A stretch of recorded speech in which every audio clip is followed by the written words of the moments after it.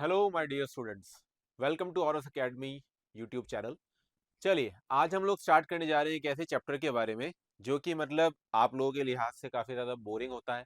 लेकिन देखो बेटा, इनऑर्गेनिक केमिस्ट्री की अगर बात करें तो इनऑर्गेनिक केमिस्ट्री का सिलेबस कम हुआ है, लेकिन हम ये नहीं बोल सकते हैं कि भाई वेटेज भी कम हो गया है। राइट, अभी भी अगर हम बात करें इनऑर्गेनिक, ऑर्गेनिक एंड फिजिकल की, तो वेटेज अभी भी प्रोपोर्शनली उसी तरह से डिवाइडेड है जैसे प्रीवियस ईयर के पेपर्स में था। मतलब मतलब ये है कि इनऑर्गेनिक केमिस्ट्री के हर चैप्टर का ओवरऑल परसेंटेज बढ़ गया होगा, क्योंकि वेटेज उतना ही है। पहले ज्यादा चैप्टर्स में वेटेज डिवाइडेड था, अब कम चैप्टर्स में। इसलिए हमको इनऑर्गेनिक केमिस्ट्री के कुछ इंपॉर्टेंट चैप्टर्स जैसे डी एंड एफ ब्लॉक और केमिकल बॉन्डिंग, पीरियोडिक टेबल, इस तरह के चैप्टर्स को छोड़ के बिल्कुल भी नहीं जाना चाहिए। तो आज का सेशन आप लोगों के सामने लेकर आया हूं डी एंड एफ ब्लॉक का, जिस सेक्शन के अंदर हम बात करेंगे to the point JEE mains level की हम लोग बात करेंगे और उसके रिगार्डिंग हम क्वेश्चंस को देखेंगे। तो चलिए स्टार्ट करते हैं अपना lecture D and F block के ऊपर। तो बच्चों, जब हम बात करते हैं D and F block elements, तो हम क्या सोचते हैं? हम सोचते हैं भाई ऐसे एलिमेंट्स जिनका लास्ट इलेक्ट्रॉन किस में एंटर कर रहा होगा, डी ऑर्बिटल, डी सबशेल या एफ सबशेल के अंदर। और हम पीरियोडिक टेबल के अंदर जब इमेजिन करते हैं तो हम ये जानते हैं कि डी और डी ब्लॉक जो है वो बीच में होता है। इस साइड तो कौन होता है? S block. इस साइड कौन होता है? P block. बीच में कौन होता है? D block. इस वजह से इसके एलिमेंट्स को कभी कभी हम क्या बोलते थे? Transition elements. ट्रांजिशन का मतलब जो बदलाव को दर्शाए। एस ब्लॉक से पी ब्लॉक में जो बदलाव आ रहा है वो डी ब्लॉक के थ्रू आता है, इसलिए इनका नाम कभी कभी ट्रांजिशन एलिमेंट भी बोल दिया जाता है। लेकिन एक बहुत बड़ा कंफ्यूजन ये देखा गया है कि ट्रांजिशन एलिमेंट और डी ब्लॉक एलिमेंट कभी कभी हम डेफिनेशन वाइज बोलते हैं अलग अलग होते हैं। क्या कह रहा हूं मैं कि भाई ट्रांजिशन एलिमेंट और डी ब्लॉक एलिमेंट सेम है क्या? तो सबसे पहले एक जनरल हम डेफिनेशन पर चलते हैं, उसके बाद हम आगे मूव करेंगे। दैट डी ब्लॉक एलिमेंट का मतलब क्या है? अगर मैं किसी को बोलता हूं कि भैया आप डी ब्लॉक के एलिमेंट हो, तो मैं क्या बोल रहा हूं? दैट इफ लास्ट इलेक्ट्रॉन, अगर उसका लास्ट इलेक्ट्रॉन एंटर करता है, enters in D subshell, D subshell, तो वो एलिमेंट किसका कहलाएगा? डी ब्लॉक का एलिमेंट कहलाएगा। और अगर लास्ट इलेक्ट्रॉन एंटर करता है एफ सबशेल, तो हम उसको क्या बोलेंगे? एफ ब्लॉक का बोलेंगे। ये तो अब अपने को पता है। If last electron enters in f subshell, then हम उसको क्या बोलेंगे? F block. अब भाई ये सभी जानते हैं कि डी ब्लॉक का घर का नाम, दूसरा नाम क्या है?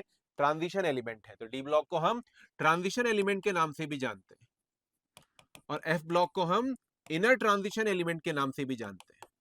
ये अपने को पता होना चाहिए। तो बेटा ट्रांजिशन का मतलब मैंने आपको बता दिया था, लेकिन एक और मतलब होता है ट्रांजिशन का।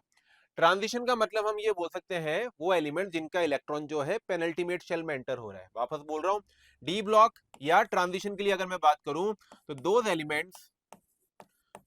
एलिमेंट्स हुज लास्ट इलेक्ट्रॉन, जिनका लास्ट इलेक्ट्रॉन कहां एंटर हो?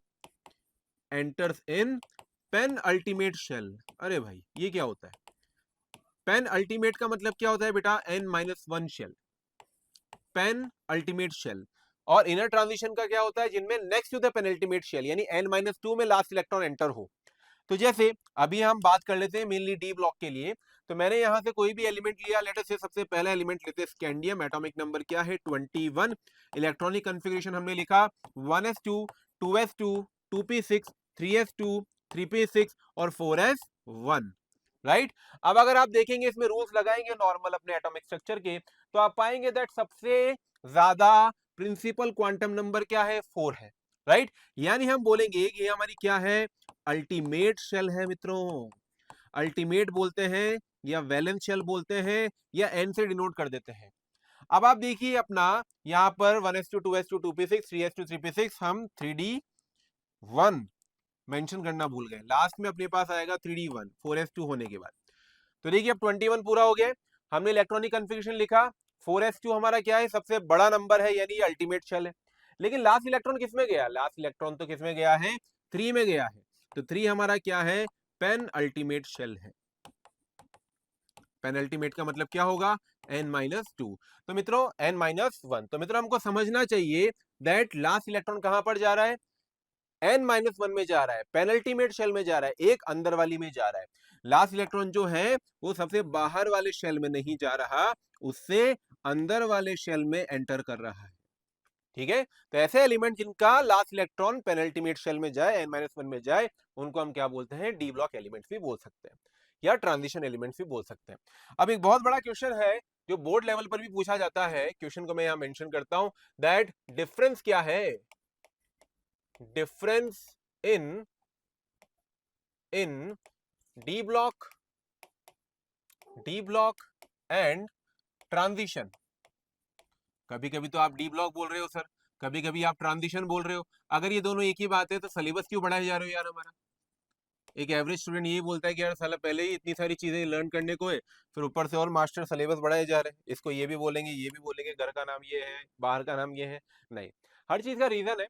हम कह रहे हैं कि डी ब्लॉक एलिमेंट का मतलब क्या है, जिसका लास्ट इलेक्ट्रॉन किस में एंटर हो, डी सबशेल में, और ज्यादा और कम कुछ डेफिनेशन नहीं है। लेकिन ट्रांजिशन एलिमेंट्स की डेफिनेशन थोड़ी सी कॉम्प्लेक्स होती है। क्या होता है, if the element has completely filled d orbital either in ground state और in standard oxidation state, then it is not transition element but it is called d block element. आए मतलब यह है कि जैसे हमारे पास कोई भी एलिमेंट है, मैंने लिया स्कैंडियम, अभी लिया था, कॉपर भी ले लेते हैं, जिंक भी ले लेते हैं, ठीक है समझने के लिए। तो स्कैंडियम आप लोगों ने लिखा 1s2 2s2 2p6 3s2 3p6 like this. हम लोग नोबल गैस के हिसाब से भी लिख सकते हैं, helium, neon, argon, atomic number 2, atomic number अपना 10, एटॉमिक नंबर अपना 18। तो आर्गन के बाद डी ब्लॉक चालू होता है, तो हम इसको लिख सकते हैं आर्गन 4s2 3d1, ठीक है। अब मैं इसको क्या लिख सकता हूं, वही कॉपर को मैं लिख सकता हूं आर्गन 4s2 और 3d9, लेकिन ये एक इलेक्ट्रॉन ले लेता है और बन जाता है क्या, 4s1 3d10। ये आप सबको पता है कि स्टेबल इलेक्ट्रॉनिक कन्फिग्रेशन के चक्कर में 4s1 3d10 हो जाता है। और जिंक क्या होगा, 4s2 3d10, ये ऑलरेडी स्टेबल है, 4s2 3d10। तो यानी अब हमको समझना चाहिए कि अपने पास ग्राउंड स्टेट में तो कॉपर यही है ना, ये तो थोड़ा सा एक्साइटेड स्टेट में इलेक्ट्रॉन वहां चला जाता है, ग्राउंड स्टेट तो यही है, इसका भी ग्राउंड स्टेट यही है और इसका भी ग्राउंड स्टेट यही है। तो आप अगर देखेंगे तो ग्राउंड स्टेट में बेटा किसका डी ऑर्बिटल इनकम्प्लीट है, मैं बोलूंगा ग्राउंड स्टेट में इसका डी इनकम्प्लीट है, ग्राउंड स्टेट में इसका डी इनकम्प्लीट है, लेकिन ग्राउंड स्टेट में उसका डी क्या है, कंप्लीट है, राइट। तो हम बोलेंगे कि जिसका डी ऑर्बिटल कंप्लीट हो गया वो ट्रांजिशन नहीं कहलाएगा, वो केवल क्या कहलाएगा, डी ब्लॉक का एलिमेंट कहलाएगा। वापस रिपीट कर रहा हूं, जिसका डी वाला सबशेल कंप्लीट हो गया वो ट्रांजिशन नहीं कहलाएगा, वो केवल क्या कहलाएगा, डी ऑर्बिटल का एलिमेंट कहलाएगा, राइट। और ये दोनों ट्रांजिशन कहलाएंगे। मतलब मैं अब सारी चीजों को रब कर रहा हूं समझने के लिए। तो जैसे फिर से समझते हैं सारी चीजों को, यानी हमारे पास जो जिंक है जिसका डी पूरी तरह से भर जाए वो आपका क्या होता है, केवल और केवल डी ब्लॉक का होता है, उसके अलावा बाकी सब क्या होंगे, ट्रांजिशन होंगे, क्योंकि उनके अलावा तो और किसी का कुछ भरता ही नहीं है। तो जिंक है, जिंक के नीचे कैडमियम आता है, कैडमियम के नीचे मरकरी आता है, तो कैडमियम क्या हो जाएगा, कैडमियम हो जाएगा अपना 5s2 और 4d10, मरकरी हो जाएगा 6s2 और 5d10। तो बेटा अगर वो d10 हो रहा है ग्राउंड स्टेट में, यानी वो क्या है, केवल डी ब्लॉक का है, ट्रांजिशन नहीं है। तो इनको अपने घर वालों ने अलग रखा हुआ है, इस वजह से हम बोल सकते हैं इनकी जिंदगी कड़वी है जी। याद रखने का तरीका, जिंदगी कड़वी कड़वी है जी। ये वो एलिमेंट्स हैं जिनको अपने घर वालों ने अलग निकाल दिया, इनके अलावा rest other d block elements, बचे हुए बाकी d block elements are transition elements, लेकिन इनको हम केवल क्या बोलेंगे, ओनली डी ब्लॉक एलिमेंट। बहुत बड़ा कंफ्यूजन नहीं है। तो हमारे पास 3 सीरीज होती हैं डी ब्लॉक के अंदर, डी ब्लॉक का एक जनरल रिप्रेजेंटेशन हम अगर लें तो हमारे पास डी ब्लॉक के अंदर कितनी सीरीज होती है, 3 सीरीज होती है, 3D series, 4D series, 5D series. ये नाम क्यों रखा है, नाम रखा है लास्ट इलेक्ट्रॉन एंटर होने के सबशेल के हिसाब से। अगर 3D सबशेल में एंटर होता है तो 3D series, 4D subshell, 5D subshell. 3D subshell को हम लोग क्या बोलते हैं, फर्स्ट ट्रांजिशन सीरीज, ऐसे ही 4D को सेकंड ट्रांजिशन सीरीज, 5D को third transition series. First transition series कहां से कहां तक होता है भाई, स्कैंडियम से स्टार्ट होता है और जिंक तक जाता है। सेकंड ट्रांजिशन सीरीज कहां से स्टार्ट होता है, यूट्रियम से जाता है कैडमियम तक, और ये जाता है भी हमारा लैंथेनम से मरकरी तक। ठीक है। इसके बाद भी डी ब्लॉक की एक और ट्रांजिशन सीरीज होती है, लेकिन हम यूजुअली उसको इनकम्प्लीट ट्रीट करते हैं और उसके ऊपर ज्यादा बिहेवियर को नोट नहीं करते हैं। ओके। पीरियड कौन सा है? Fourth period. क्यों फोर्थ पीरियड से स्टार्ट क्यों हो रहा है? ये तो 3D है। क्योंकि हम बोलेंगे कि भाई पीरियड नंबर हमेशा किसके हिसाब से डिसाइड होता है? सबसे बड़े प्रिंसिपल क्वांटम नंबर के हिसाब से। अभी अभी मैंने लिखकर बताया था आपको स्कैंडियम की इलेक्ट्रॉनिक कॉन्फ़िगरेशन, आर्गन, और उसके बाद क्या आया था? 4s2 और 3d1। स्कैंडियम यहाँ पर है, सबसे बड़ा नंबर क्या है? 4, इसलिए पीरियड नंबर 4 है। तो पीरियड नंबर तो सबसे बड़े प्रिंसिपल क्वांटम नंबर से डिसाइड होता है बेटा, इसलिए 4 आ रहा है। लेकिन लास्ट इलेक्ट्रॉन 3D में जा रहा है, इसलिए ये 3D सीरीज का है। आई होप आपको समझ में आया होगा। आगे मूव करते हैं। तो ये हमारे एलिमेंट्स हैं 3D सीरीज में, हमारे पास ये आएंगे, 4D में ही आएंगे, 5D में ही आएंगे। अलग अलग ट्रिक्स से आप लोगों को सर ने सिखाया भी होगा, याद भी किया होगा। मैं एक बार फिर भी रिपीट कर देता हूँ। साइंस टीचर विनीता कृपलानी मन फे कोनी क्यों झगड़ती, यारी जरा निभाना मौत तक, रो रो कर पड़े आगे खुद, ला हफ्ता वरना उस आयरन रॉड से पिटेगा और हारेगा। तो ये ट्रिक आप लोग वीडियो को पॉज कर करके लिख सकते हैं, जो कि नेसेसरी है। अब इसके अंदर क्या इंपॉर्टेंट चीजें हैं? सबसे पहली इंपॉर्टेंट चीज, अगर हमसे पूछा जाए कि मैक्सिमम ऑक्सीडेशन स्टेट कौन शो करता है, तो रूथेनियम और ऑस्मियम। ये कौन है जो कि मैक्सिमम ऑक्सीडेशन स्टेट शो करते हैं +8 तक। और पूछा जाए कि भाई कॉइनेज मेटल्स कौन है, तो सिल्वर, कॉपर, सिल्वर, गोल्ड, इनको हम लोग क्या बोलते हैं बेटा? कॉइनेज मेटल्स बोलते हैं।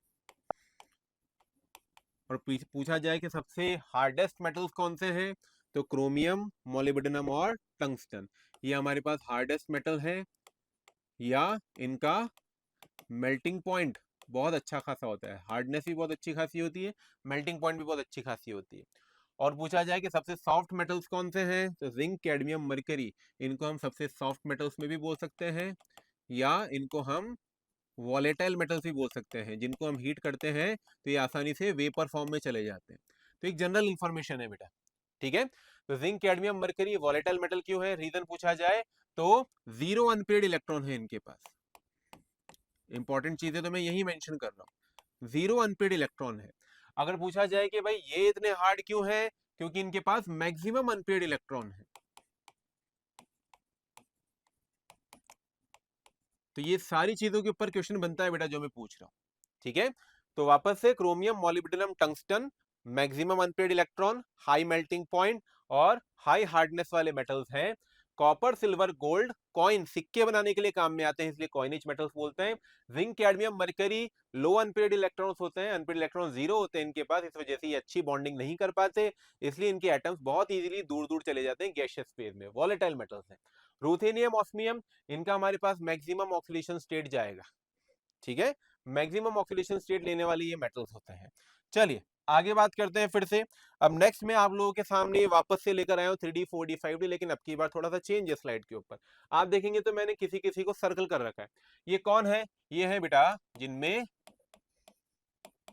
एक्सेप्शनल इलेक्ट्रॉनिक कन्फिग्रेशन है, यानी जो इलेक्ट्रॉनिक कन्फिग्रेशन हम सोचते हैं वो इनके ऊपर अप्लाई नहीं होती है। तो कौन कौन है भाई? क्रोमियम है। क्रोमियम के लिए हम क्या लिखते हैं? नॉर्मली तो हम लिखते थे दैट ये 4s2 और क्या होना चाहिए? 3d4, यही होना चाहिए था। लेकिन ये खेल कर जाता है अपने हाफ फील्ड के लालच में और क्या कर बैठता है? 4s1 3d5। ऐसे ही ये कर लेता है 3d9 हो रहा होता है और कर लेता है 4s1 3d10, ठीक है। ये सब भी वही गलती करते हैं। यहाँ पर 5s2 हम एक्सपेक्ट करते हैं, लेकिन ये हो जाता है 5s1 5s1 5s1 5s1 5s1। अब आ गया भाई पैलेडियम।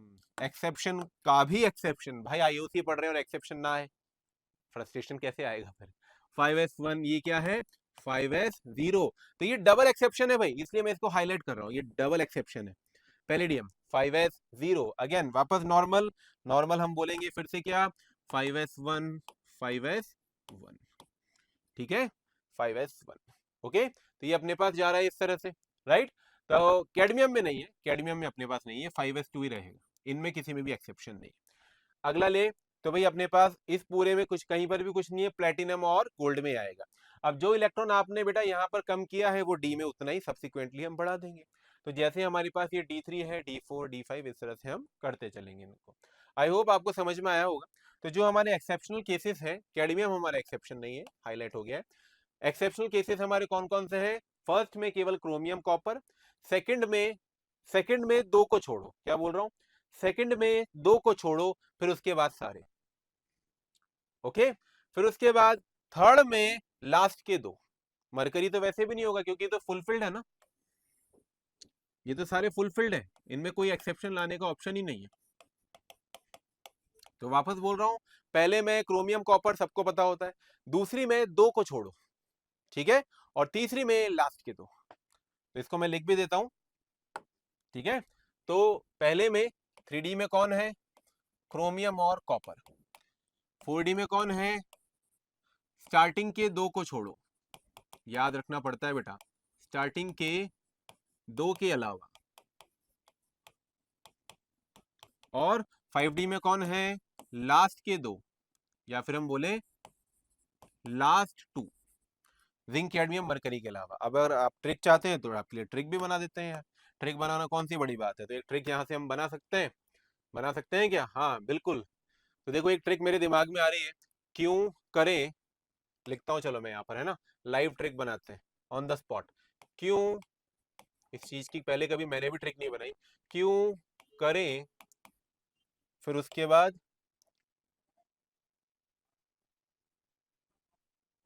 हाँ, क्यों करें रो रो कर पढ़ाई, क्यों करें, क्यों का मतलब कॉपर, करें यानी क्रोमियम, रो का मतलब रूथेनियम, रो कर RH, पढ़ाई पैलेडियम, ठीक है।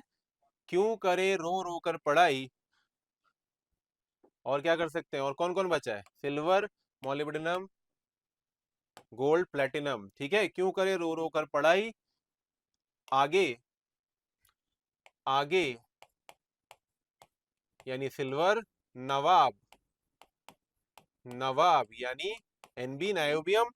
क्यों करे रो रो कर पढ़ाई, आगे नवाब और पिटेंगे, आगे नवाब और पिटेंगे। भाई भारत के अंदर डेमोक्रेसी है, नवाब भी पिटेंगे तो आम आदमी भी पिटेगा, और पिटेंगे, है ना भाई। मैं किसी नवाब के खिलाफ नहीं बोल रहा हूँ, सैफ अली खान लड़ने आ जाए यार, ठीक है। तो हम बोल रहे हैं क्यों करे रो रो कर पढ़ाई, आगे नवाब और पिटेंगे। तो चलो यार, मुझे भी नहीं पता था इस ट्रिक के बारे में, हमने बातों बातों में एक ट्रिक बना ली है। कौन सी बड़ी बात है ट्रिक बनाना, तुम लोग तो और मुझसे भी अच्छी बना सकते हो, मुझे पता है। तो यहाँ पर क्या हो गया, वापस बोल रहा हूँ, क्यों करे रो रो कर पढ़ाई, आगे नवाब, क्यों करें मौत तक कर लेंगे, क्यों करें रो रो कर पढ़ाई, आगे नवाब और पिटेंगे, सब हो गया है ना। तो क्यों करें मौत तक रो रो कर लेते हैं, मौत तक, तो ये एमओ हो जाएगा अपना। आई होप आप लोगों की मैं हेल्प कर पा रहा हूँ। ये सारे एक्सेप्शनल इलेक्ट्रॉनिक कॉन्फ़िगरेशन वाले हैं अपने डी ब्लॉक के। अब इनमें भी जो सुपर एक्सेप्शनल है वो कौन है? पैलेडियम है। एक्सेप्शन का भी एक्सेप्शन, पैलेडियम के लिए हम क्या बोल सकते हैं कि यार इसके 5s के अंदर इलेक्ट्रॉन ही नहीं होते, नो इलेक्ट्रॉन इन 5s। तो ये 5s जीरो होता है, इसका मतलब अरे बाप रे बाप, ऐसा तो कोई भी नहीं जो s के सारे इलेक्ट्रॉन खा जाए, पैलेडियम है ना। याद हो तो आयरन मैन का कोर किसका था? पैलेडियम कोर का बनाया था उसने। तो ऐसे याद रखना कि जो टोनी स्टार्क के पास था वो एक्सेप्शनली होगा, ठीक है। याद रखना है, कैसे भी याद रखें यार। चलिए आगे चलते हैं, नेक्स्ट बात करते हैं। क्वेश्चन मैंने लिया है, which of the following element है zero electrons in its valence shell, NCERT में मेंशन्ड है। तो zero electrons in its valence shell, तो बेटा 4s1 हमारे पास कहीं ना कहीं, 4s0 कभी नहीं मिलता, 5s0 एक दफा मिलता है, किस पर? पैलेडियम पर। और 6s0 भी हमको कभी नहीं मिलता, 6s1 तक हमको मिलेगा। तो पैलेडियम इकलौता ऐसा है जिसमें हमारे पास वैलेंस शेल पूरी तरह से क्या है? खाली है। तो इसका 5s0 और अपना क्या जाएगा? 4d10, ठीक है। मैंने यहां पर मेंशन भी किया हुआ है डबल एक्सेप्शन के नाम से, दो इलेक्ट्रॉन ले लेता है ये फुलफिल्ड होने के लिए, तो इसके पास वैलेंस शेल में यानी कोई भी इलेक्ट्रॉन नहीं है, या हम बोलेंगे कि सारे इलेक्ट्रॉन ही डी में है, एस के अंदर कोई इलेक्ट्रॉन नहीं है। क्वेश्चन अलग अलग तरह से घुमा के पूछ सकता है। आगे चलते हैं, नेक्स्ट बात की जाए। नेक्स्ट चलते हैं मेटेलिक कैरेक्टर। भाई डी ब्लॉक के मेटल्स के लिए हम बोलते हैं कि मेटेलिक कैरेक्टर बहुत अच्छा होता है, लेकिन हम नॉर्मली मेटेलिक कैरेक्टर से समझते क्या है? मेटेलिक कैरेक्टर से मतलब होता है tendency to donate electrons. Electrons डोनेट करने की टेंडेंसी को हम क्या बोलते हैं? मेटेलिक कैरेक्टर बोलते हैं। या जिनकी आयोनाइजेशन एनर्जी बहुत कम होगी वो बहुत अच्छे मेटल्स कहलाएंगे। ठीक है, मेटेलिक कैरेक्टर और मेटेलिक बॉन्डिंग दोनों अलग अलग चीजें होती है मित्रों, एक नहीं मानना, इसलिए मैंने उसको अलग टॉपिक लिखा हुआ है। अब आप समझेंगे कि भाई एस ब्लॉक और पी ब्लॉक और डी ब्लॉक में अगर मैं कंपेयर करूं तो एस ब्लॉक के अपने पास क्या होता है? वेरी लो आयोनाइजेशन एनर्जी होती है। तो बैठे हैं थाली में परोस के लीजिए इलेक्ट्रॉन यार, ऐसा क्या हो गया? ठीक है। वहीं डी ब्लॉक के लिए अगर हम बोलेंगे तो कंपैरेटिवली इनकी आयोनाइजेशन एनर्जी क्या होती है? हाई होती है। ठीक है, इसलिए एस ब्लॉक के कंपैरिजन में हम क्या बोलेंगे कि भाई डी ब्लॉक के अंदर मेटेलिक कैरेक्टर क्या होता है? थोड़ा कम होता है। और यहां पर मेटेलिक कैरेक्टर क्या होता है? थोड़ा, थोड़ा नहीं, काफी ज्यादा होता है। ठीक है, तो कभी अगर बोला जाए कि किसमें मेटेलिक कैरेक्टर ज्यादा है, एस ब्लॉक एलिमेंट्स या डी ब्लॉक एलिमेंट्स, ऐसे नहीं बोलना कि डी ब्लॉक के एलिमेंट्स हार्ड होते हैं ये वो, अरे ये मेटेलिक की प्रॉपर्टीज नहीं है मित्रों। एस ब्लॉक बोलेंगे जिसके अंदर क्या है? आयोनाइजेशन एनर्जी लो है, इलेक्ट्रॉन देने की टेंडेंसी ज्यादा है। तो all are metals and good conductors of heat and electricity, metallic character of transition elements is lower than s block due to दो रीजन बताए हुए हैं मैंने यहाँ पर। एक तो छोटा, इनका साइज स्मॉल होता है इस ब्लॉक के मुकाबले, साइज स्मॉल है तो आयनाइजेशन एनर्जी ज्यादा है। दूसरा, इलेक्ट्रोनेगेटिविटी ज्यादा होती है।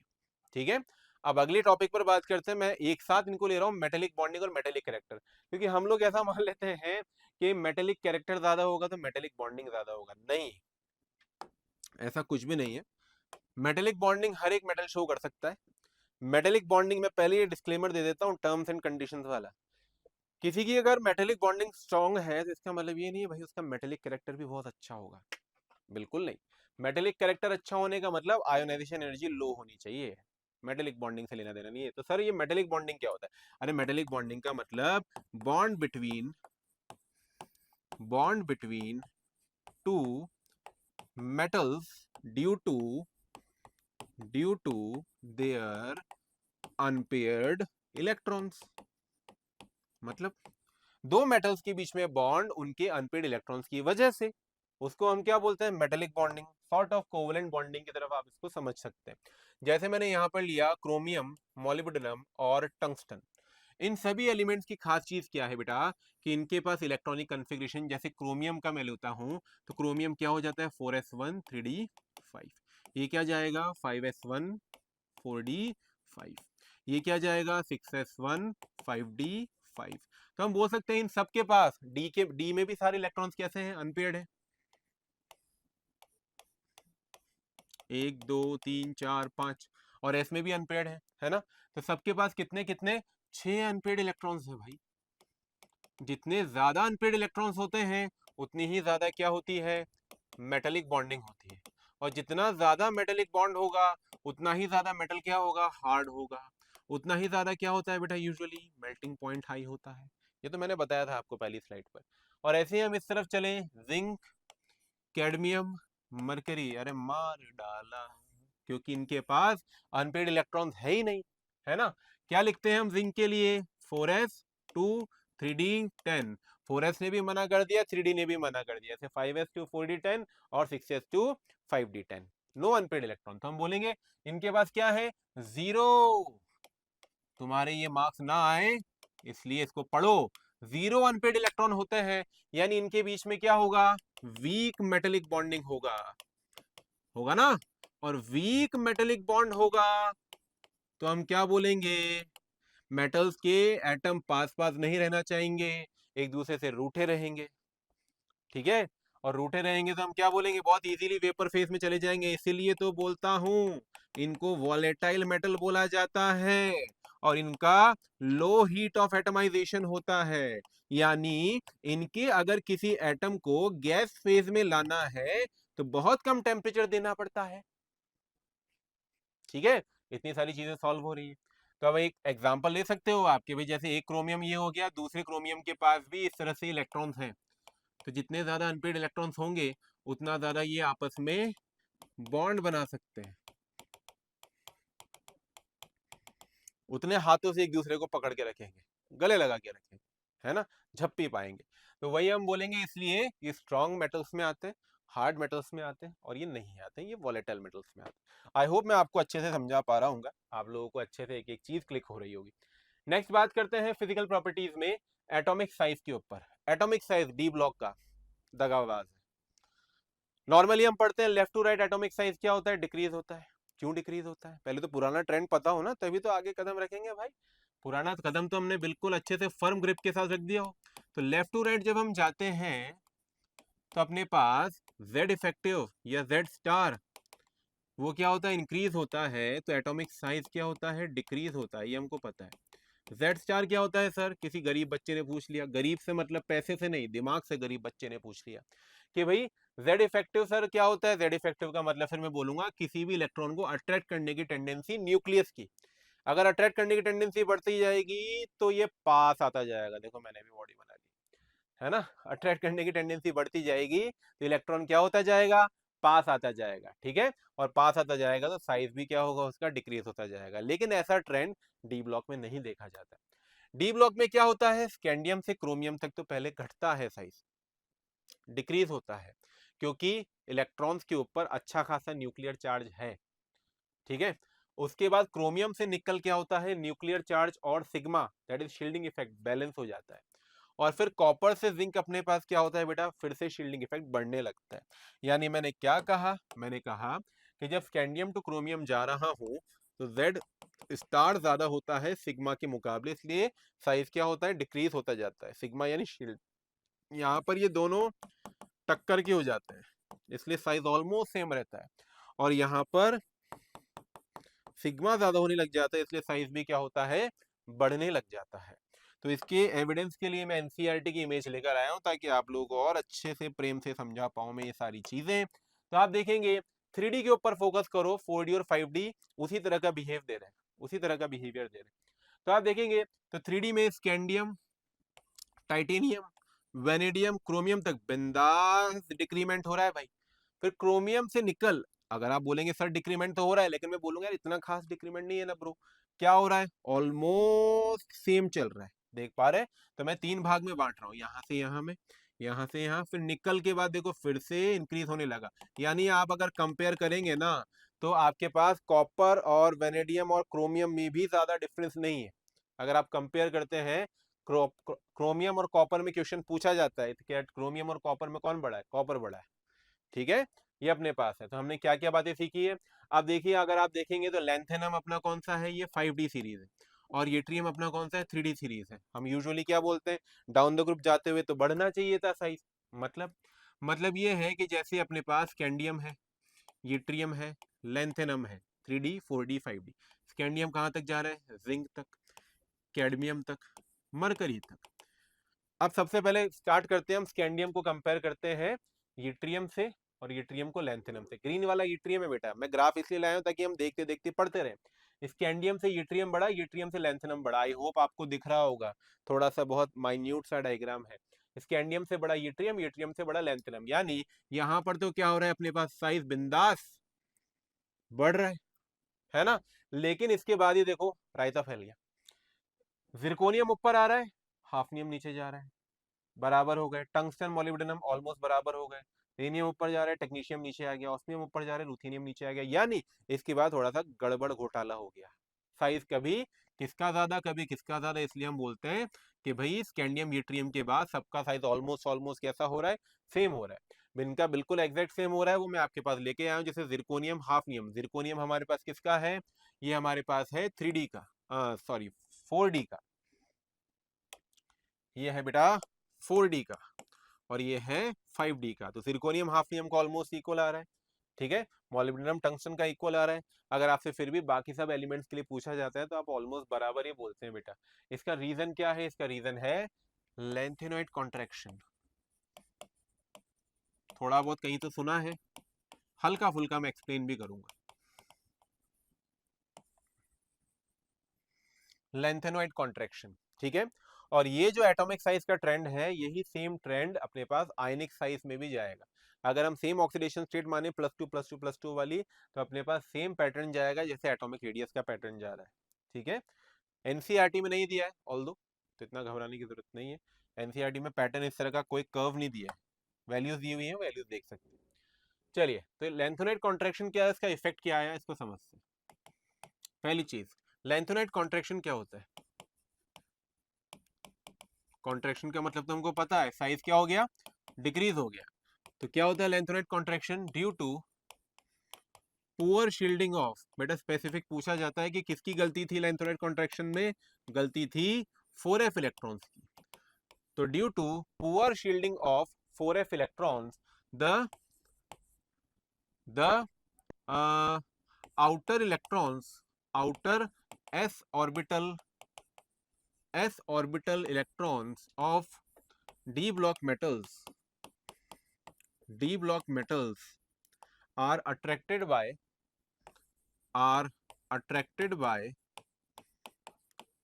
6s लिख देता हूं यहां पर, अट्रैक्टेड बाय न्यूक्लियस, उसकी वजह से कॉन्ट्रैक्शन आ जाता है। नहीं आया सर समझ में? चलो समझाता हूं यार, बहुत इजी चीज है। सबसे पहले बात करते हैं कि स्कैंडियम, यूट्रियम, लैंथेनम, इनमें कोई एक्सेप्शन नहीं था। यूट्रियम और लैंथेनम को स्टडी करते हैं बेटा।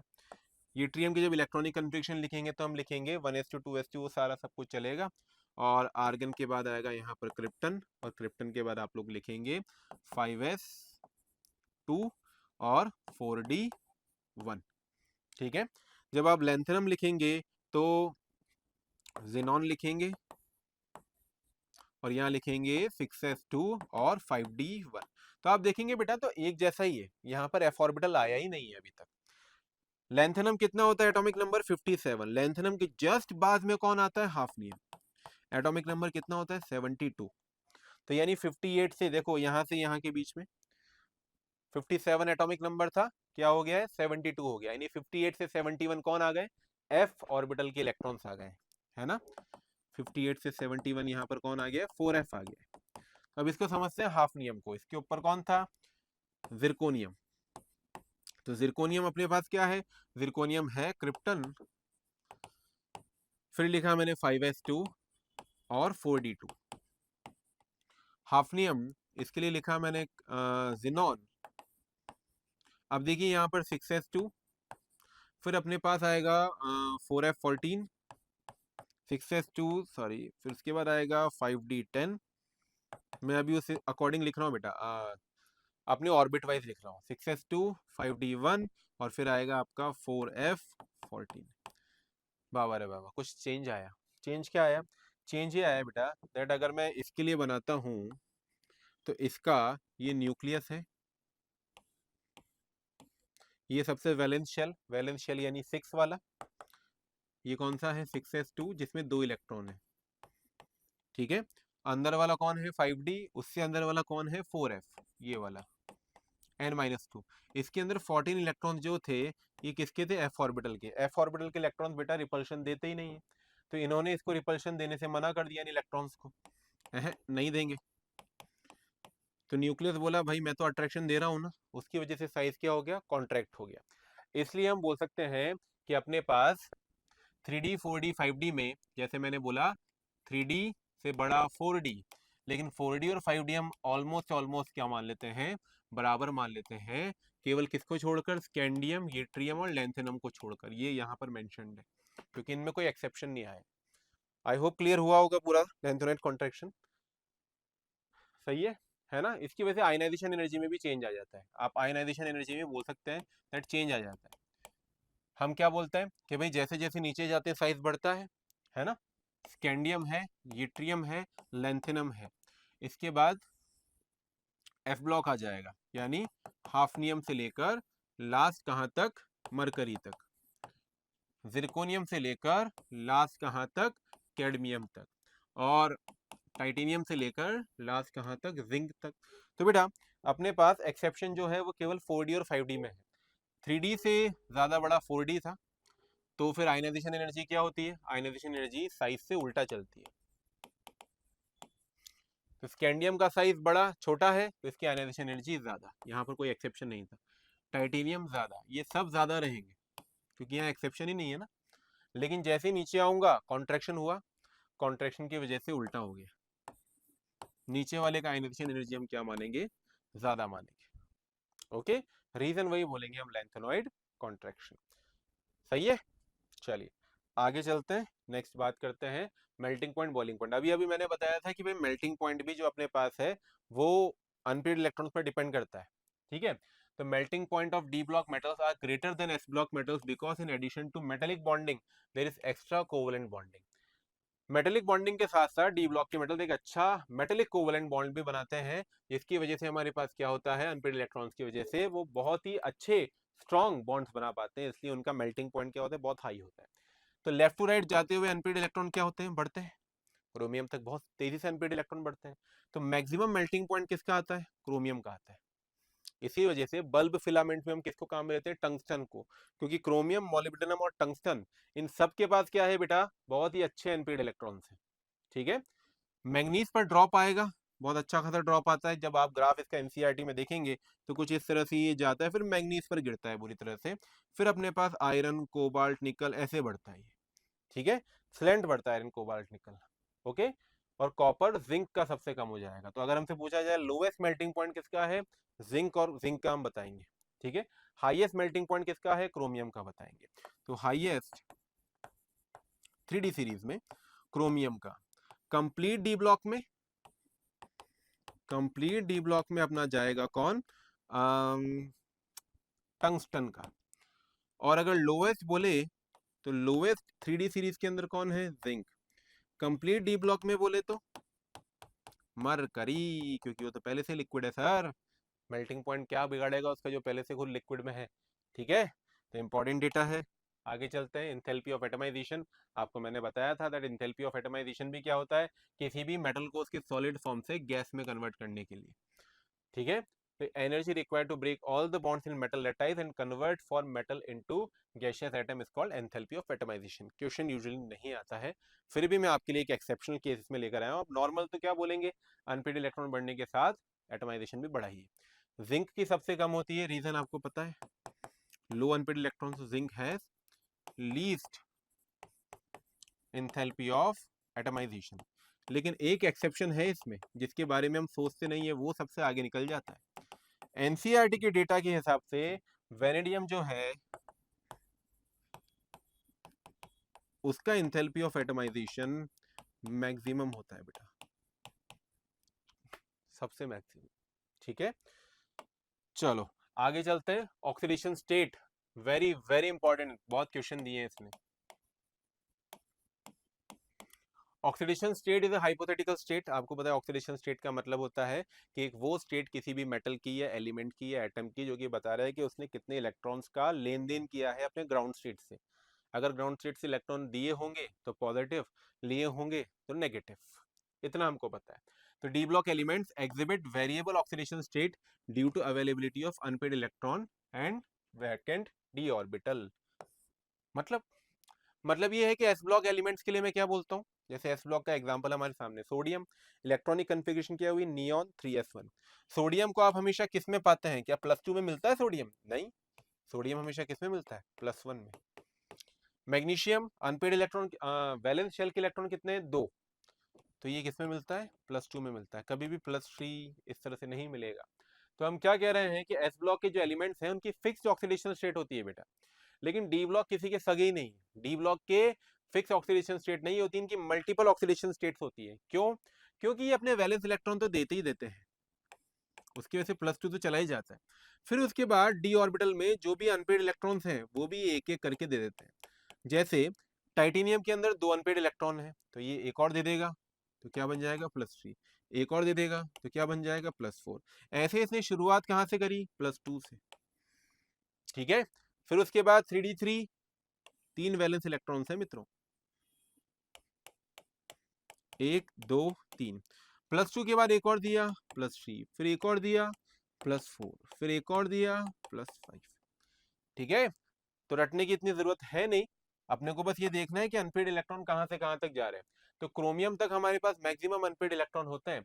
स्कैंडियम आप लोग जानते हैं क्या होता है, 4s2 3d1। स्कैंडियम तो है ही सही, कुछ अलग खेल करेगा स्कैंडियम, और जिंक भी अलग खेल करेगा। क्यों, इनको हाईलाइट क्यों कर रहा हूँ, क्योंकि इनकी ऑक्सीडेशन स्टेट्स वेरिएबल नहीं होती है। केवल 2 ही एलिमेंट है अपने 3D सीरीज में जिनका हम बोलेंगे इनका फिक्स्ड ऑक्सीडेशन स्टेट होता है, स्कैंडियम +3 में ही जाता है, क्योंकि नोबल गैस बनने के करीब है, ये दोनों तीनों दे देगा तो ये नोबल गैस बन जाता है, बाकियों के पास और ऑप्शन नहीं होता। और जिंक अगर 2 इलेक्ट्रॉन दे देता है तो ये क्या बन जाता है, अपना फुलफिल्ड इलेक्ट्रॉनिक कन्फिग्रेशन ले आता है। इसलिए अगला इलेक्ट्रॉन निकालना थोड़ा सा मुश्किल है जिंक के केस में, ठीक है। बाकी सब में अनपेड इलेक्ट्रॉन के हिसाब से होगा। अब क्रोमियम तक हमारे पास क्या होता है, क्रोमियम होता है 4s1 और 3d5। तो बेटा इसमें तो मैक्सिमम अनपेड इलेक्ट्रॉन है। कॉपर क्या होता है, कॉपर होता है अपना 4s1 3d10, है ना। ग्राउंड स्टेट में, एक्साइटेड स्टेट में ये इनकी इलेक्ट्रॉनिक कन्फिग्रेशन होती है। टाइटेनियम अपना क्या होता है, ये होता है 4s2 3d1 3d2 4s2 3d3। ऐसे हम आगे गए, 4s1 3d4 होना था, 3d5 हो गया। ऐसे अब यहाँ पर से मैंगनीज से क्या होगा, पेयरिंग होना स्टार्ट हो जाएगा। मैंगनीज में हमारे पास 1 2 3 4 5, और 4s के अंदर क्या है, 4s2 है, ये 3d5 और 4s2, तो वैलेंस शेल तो अपना 4s2 है, ठीक है। अब इसके बाद से पेयरिंग होना स्टार्ट हो जाएगा, यानी अनपेड इलेक्ट्रॉन कम होने लग जाएंगे। क्रोमियम में तो कितने थे, 5 और 1 6 अनपेड इलेक्ट्रॉन थे, लेकिन यहाँ पर केवल कितने हैं, 5 ही हैं, राइट। चलो स्टार्ट करते हैं। आपको बस ये याद रखना है वैलेंस शेल में इलेक्ट्रॉन्स कितने हैं और अनपेड इलेक्ट्रॉन्स कितने हैं। वैलेंस शेल में इलेक्ट्रॉन कितने हैं, 2, अनपेड है 1, लेकिन ये एक्सेप्शनल केस है, डायरेक्टली नोबल गैस बनने के लिए अलग पे +3 में रहता है ये। इससे स्टार्ट करते हैं। वैलेंस कितने हैं, +2, वैलेंस +2 +1 +2 +2 +2 +2 +1 +2, ठीक है। तो अब सबसे कॉमन ऑक्सीडेशन स्टेट कौन सा हो गया, +2 हो गया। सबसे ज्यादा ऑक्सीडेशन स्टेट जो शो होता है वो कौन सा होता है डी ब्लॉक के लिए, +2 होता है।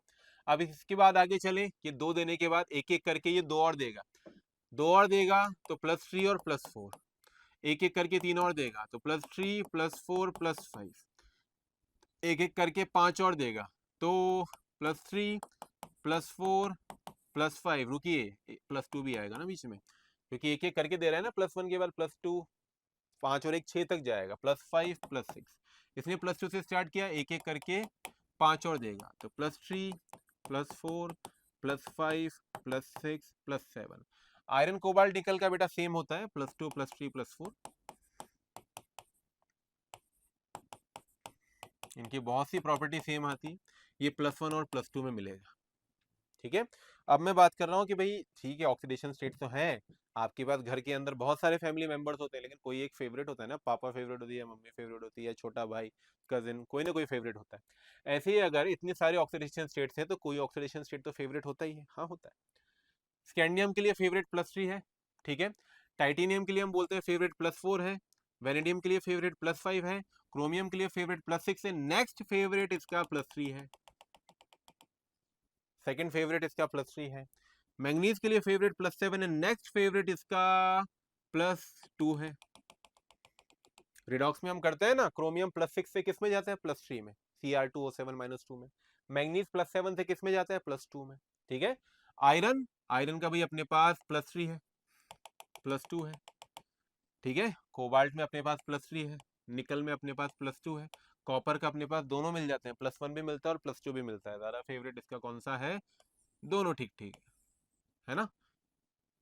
ओके, अब ऑक्सीडेशन स्टेट से क्या क्या क्वेश्चन बनते हैं वो देखते हैं। सबसे पहला question, what is the order of oxidising power of K2Cr2O7 MoO3 WO3। क्या क्या इनकी ऑक्सीडाइजिंग पावर होगी K2Cr2O7 की, MoO3 और WO3। K2Cr2O7 हम सब जानते हैं, पोटेशियम डाइक्रोमेट, ये है मॉलिब्डेनम ऑक्साइड और ये है टंगस्टन ऑक्साइड। तो हम ये कहेंगे as we move down the group, as we move down the group, जैसे जैसे बेटा डाउन द ग्रुप जाते हैं, stability of higher oxidation states increases, stability of higher oxidation state increases. ऐसा देखा जाता है कि डाउन द ग्रुप जाते हुए हायर ऑक्सीडेशन स्टेट्स की स्टेबिलिटी क्या हो रही है, बढ़ती जाती है। अच्छा, तो अगर मैं स्टेबिलिटी वाइज बात करूं तो K2Cr2O7 +6 में है, मॉलिब्डेनम ऑक्साइड +6 में है, टंगस्टन ऑक्साइड +6 में है। बेटा सबसे ऊपर कौन होता है, क्रोमियम, फिर मॉलिब्डेनम, फिर टंगस्टन, ठीक है। तो अपने पास डाउन द ग्रुप जाते हुए इनकी स्टेबिलिटी क्या हो रही है, बढ़ रही है, यानी टंगस्टन ऑक्साइड स्टेबल है। अरे स्टेबल है तो रिएक्शन नहीं करेगा, तो फिर रिएक्टिविटी का ऑर्डर क्या होगा? रिएक्टिविटी का ऑर्डर आएगा अपना K2Cr2O7 सबसे ज्यादा reactive, then molybdenum oxide, then tungsten oxide. ठीक है, अब रिएक्शन होने का मतलब क्या है यार, ये +6 में है, +6 से लोअर ऑक्सीडेशन स्टेट में जाएगा। ठीक है ना, तो अपने पास K2Cr2O7 जो है वो बेस्ट ऑक्सीडाइजिंग एजेंट होगा अपने रेस्पेक्टिव ग्रुप में। ठीक है, पहला क्वेश्चन। दूसरा क्वेश्चन ये आता है कि कॉपर +1 यार ये डिस्प्रोपोर्शनेट होता है एक्वस मीडियम में। सर हमने सुना है कि या तो ये क्वेश्चन मिलता है हमको सर, यूजुअली हम बुक्स लगाते हैं तो, या एक क्वेश्चन और मिलता है that why copper +1 is unstable in aqueous medium. क्यों, ऐसा क्यों हो रहा है? कॉपर +1 को तो स्टेबल होना चाहिए था। हाँ स्टेबल होता है बेटा, कॉपर +1 जो है वो क्या होता है 4s0 3d10 फुलफिल्ड होता है। हाँ सर फुलफिल्ड होता है, लेकिन फिर ये पानी में जाने के बाद सर ऐसा क्यों हो गया कि भाई डिस्प्रोपोर्शनेट हो गया? डिस्प्रोपोर्शनेट होने का मतलब ऑक्सीडाइज भी हो गया और रिड्यूस भी हो गया।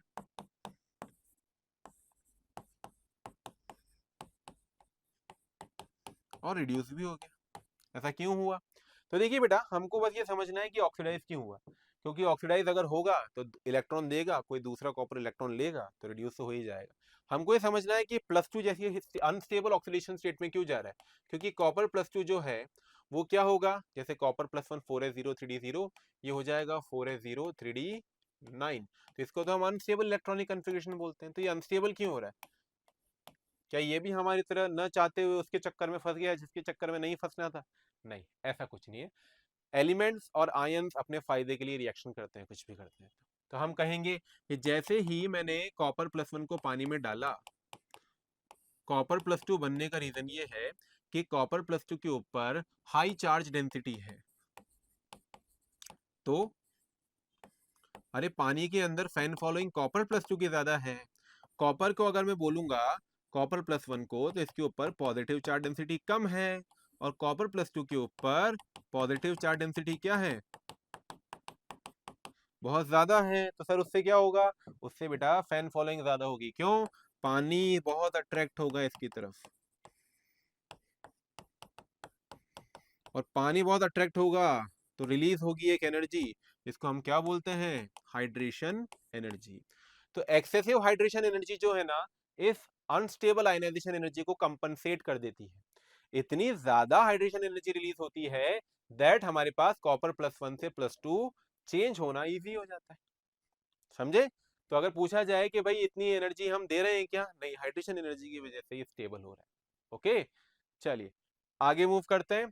अब ये तो आपको पता ही है कि भाई ये केवल एक्वस में स्टेबल होगा, लेकिन अगर कोई दूसरे कंपाउंड्स आते हैं तो ये स्टेबल नहीं होगा। जैसे क्वेश्चन आया which of the following compounds are unstable at room temperature. आप अगर देखेंगे तो इन सब में कॉपर किसमें है, +2 में। तो पूछा जा रहा है कि यार इनमें से कौन अनस्टेबल है रूम टेम्परेचर पर। ट्रिकी क्वेश्चन है लेकिन ईजी है। हम यूजुअली बोलते हैं बेटा कि अपने पास I नेगेटिव है, Cn नेगेटिव है, SCn नेगेटिव है। ये जो आयंस है ना बेटा, इनके साथ कॉपर की केवल +1 स्टेट स्टेबल होती है। क्यों? समझते हैं। जब हम बात करते हैं इलेक्ट्रोकेमिस्ट्री में SRP सीरीज की, स्टैंडर्ड रिडक्शन पोटेंशियल, हेलोजेंस की बात कर रहा हूं, तो स्टैंडर्ड रिडक्शन पोटेंशियल फ्लोरीन का सबसे ज्यादा होता है, फिर क्लोरीन, फिर ब्रोमीन और फिर आयोडीन। मतलब क्या है कि रिड्यूस होने की जल्दी किसको है, फ्लोरीन को है, रिड्यूस होने की जल्दी आयोडीन को नहीं है। तो हम बोलेंगे फ्लोरीन बहुत तेजी से F- बनना चाहता है। Very good very good very good, लेकिन आयोडीन को कोई ज्यादा खास खुशी नहीं है F- बनने से। यानी I नेगेटिव आयन अगर कभी है तो इसको इतनी खुशी नहीं हुई तो ये वापस भी चला जाता है। समझे? तो I नेगेटिव क्या होता है, वापस से ऑक्सीडाइज हो जाता है। खुद ऑक्सीडाइज हो रहा है तो यानी ये क्या है, एक रिड्यूसिंग एजेंट है बेटा। समझे? अब कॉपर का तो भाई +2 और I-, राम मिलाए जोड़ी भगवान, एक दूसरे की तबाही करने वाली जोड़ी है ये तो। कॉपर क्या था, +2 में अनस्टेबल था, इलेक्ट्रॉनिक कन्फिग्रेशन। अभी हम एक्वस मीडियम की बात नहीं कर रहे। और I- अपना क्या था, अच्छा रिड्यूसिंग एजेंट है। तो बोलेगा ले यार तेरे को रिड्यूस होना है, तू भी खुश रह, अपने को भी खुश रहने दे। समझे क्या? इसलिए कॉपर +2 और I माइनस साथ में नहीं होते, अनस्टेबल होते हैं रूम टेम्परेचर पर। ऐसे ही हम वो इनर्ट पेयर इफेक्ट में Pb+4 की भी बात करते हैं, वो भी नहीं होता है, लेकिन वो अभी इस चैप्टर का पार्ट नहीं है तो मैं बात नहीं करूंगा। चलो थोड़ा पानी पी लेते हैं यार। चलिए, जल जरूरी है जीवन यापन के लिए, है ना। पानी नहीं पियेंगे तो कैसे चलेगा। पढ़ाते पढ़ाते फिर अखबार में न्यूज आएगी, एक टीचर पढ़ाते पढ़ाते प्यासा, खुद डी ब्लॉक मेटल की तरह, जिंक की तरह वेपराइज हो गया। इतना गंदा जोक था। चलिए, magnetic behaviour of d block element के ऊपर बात करते हैं।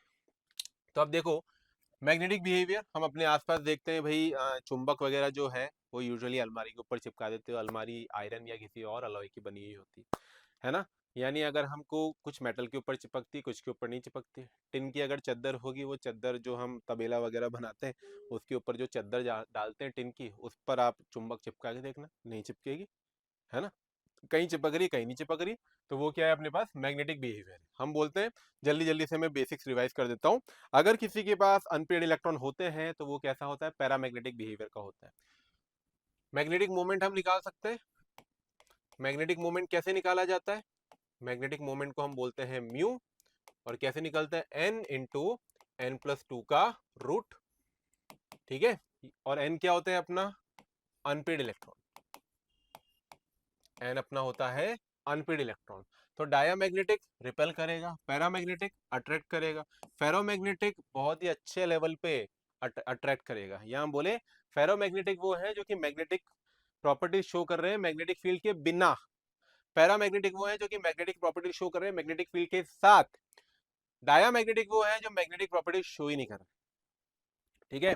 तो मैग्नेटिक मोमेंट ऑफ क्वेश्चन आया, Mn+x ion is 5.96, find out the number of unpaired electron. देखिए बेटा, एक टिप देता हूं आप लोगों को। एक सिंपल सी ट्रिक क्या है कि अनपेड इलेक्ट्रॉन अगर 1 है ना, तो म्यू की वैल्यू 1 पॉइंट समथिंग आती है। अनपेड इलेक्ट्रॉन अगर 2 है तो म्यू की वैल्यू 2 पॉइंट समथिंग आती है। अनपेड इलेक्ट्रॉन अगर x है तो म्यू की वैल्यू x समथिंग आती है। तो अब इस क्वेश्चन के ऊपर मैं अपनी इस ट्रिक को लगाता हूँ कि म्यू कितना दिया है, 5.96, ठीक है। 5 पॉइंट समथिंग, यानी अनपेड इलेक्ट्रॉन कितने होने चाहिए, 5। अपने को जेई के एग्जाम में जल्दी से जल्दी क्वेश्चन करना है, लेकर थोड़ी ना पूरी पेपर भरते रहोगे। 5 अनपेड इलेक्ट्रॉन कितने, 5। तो अब मैं मैग्नीज की वो ऑक्सीडेशन स्टेट ढूंढूंगा जिसमें कितने इलेक्ट्रॉन आ जाए, 5 आ जाए। मैग्नीज क्या होता है भाई अपना, मैग्नीज होता है 4s2 3d5। तो ये 5 इलेक्ट्रॉन अनपेड है, अगर मैं इन दोनों को निकाल दूं और इसको +2 बना दूं तो ये क्या होगा, 3d5 होगा, ठीक है। ऐसे ही अगर मैं आपको बोलता कि भाई मैग्नीज जो है उसका जो आपके पास आ रहा है लाइक 6.3 ऐसा कुछ आ रहा है, तो 6 समथिंग आ रहा है, तो अनपेड इलेक्ट्रॉन कितने हैं, 6 होने चाहिए। यानी फिर मैग्नीज किस में जाता, +1 में, ताकि एक एस का भी आता है ना। इस तरह से अपने को क्वेश्चन पूछा जा सकता है। अगली बात करें, next, formation of coloured ions. हम देखते हैं कि हमारे डी ब्लॉक के कंपाउंड्स मैक्सिमम ज्यादा जो हम जब केमिस्ट्री लैब में जाते हैं तो रंग बिरंगे कंपाउंड्स दिखते हैं, है ना। H2SO4 ये सब तो आपके पास कलरलेस होता है, लेकिन आप अपने आसपास जितने भी ज्यादा रंगीन कंपाउंड देखेंगे केमिस्ट्री लैब में, वो किसके हैं, वो D&F ब्लॉक की है। जैसे K2Cr2O7, KMnO4, FeCl3, TiCl4, TiCl3, इनके सॉल्यूशंस बहुत प्यारे प्यारे से कलर्स होते हैं, है ना। बदबू तो होती है केमिस्ट्री लैब में, लेकिन ये कलर्स बहुत अच्छे होते हैं। तो ये कलर्स मैक्सिमम जो होते हैं डी ब्लॉक की कंपाउंड्स के होते हैं। ऐसा क्यों, देखिए भाई, कलर की सिंपल सी थ्योरी ये है कि दैट कंपाउंड्स के अंदर जो कलर ऑब्जर्व होता है वो इलेक्ट्रॉन के ट्रांजिशन की वजह से ऑब्जर्व होता है। जैसे हम केमिकल बॉन्डिंग में पढ़े थे, होमो लियोमो ट्रांजिशन। इस चैप्टर में आता है डीडी ट्रांजिशन, ये आता है चार्ज ट्रांसफर स्पेक्ट्रा। तो ये दोनों इस चैप्टर के हैं। डीडी ट्रांजिशन में क्या होता है, पहले इसको समझते हैं।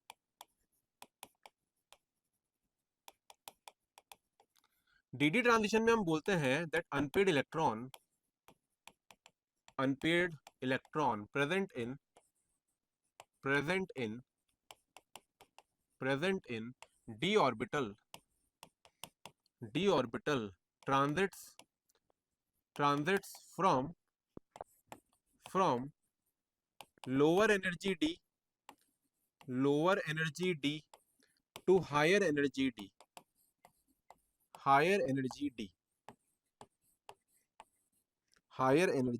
d by absorbing a radiation. Bye absorbing radiation. क्या कहा बेटा मैंने ये कहा सिंपल भाषा में कि मेरे पास डी ट्रांजिशन के अंदर क्या है, जैसे ये 5d की ऑर्बिटल्स हैं, 1 2 3 4 5, स्प्लिट होती है CFSE में, कोऑर्डिनेशन कंपाउंड में हमने पढ़ा है। मान लीजिए अभी हम इसकी स्प्लिटिंग करवा रहे हैं इस तरह से, ठीक है। स्प्लिटिंग ऑक्टाहेड्रल और टेट्राहेड्रल दोनों में अलग होती है, अभी आप कोई भी ले सकते हैं। मान लीजिए ऐसे स्प्लिटिंग हो रही है, अनपेड इलेक्ट्रॉन हमेशा कहाँ होगा, लोअर वाले में पहले बढ़ता है। तो जैसे ये अनपेड इलेक्ट्रॉन यहाँ था, इस अनपेड इलेक्ट्रॉन ने क्या किया, बाहर से कोई फोटोन का रेडिएशन आया, वो रेडिएशन इसने क्या किया, एब्जॉर्ब कर लिया। एब्जॉर्ब करने की वजह से इसकी एनर्जी क्या हुई, बढ़ी, और ये कहाँ चला गया, हायर एनर्जी ऑर्बिटल में चला गया। अब देखिए ये जो रेडिएशन आया था ये कहाँ से आया था, विबग्योर से। विबग्योर में से कोई एक रेडिएशन एब्जॉर्ब हो गया। अब जो रेडिएशन एब्जॉर्ब हो जाता है उसका कॉम्प्लीमेंट्री कलर ही तो हमको शो होता है, तो हम बोलेंगे complementary colour of absorbed radiation is shown. अच्छा, तो जैसे अगर हम बोले violet, indigo, blue, green, yellow, orange, red, याद नहीं करना है बेटा, बस एक समझने के लिए बता रहा हूं, ठीक है। आपने कहा है भाई यहाँ पर इसको लेते हैं, violet, indigo, blue, green, yellow, orange, red, एक ज्यादा लग गया है, तो इसको हटा लेते हैं।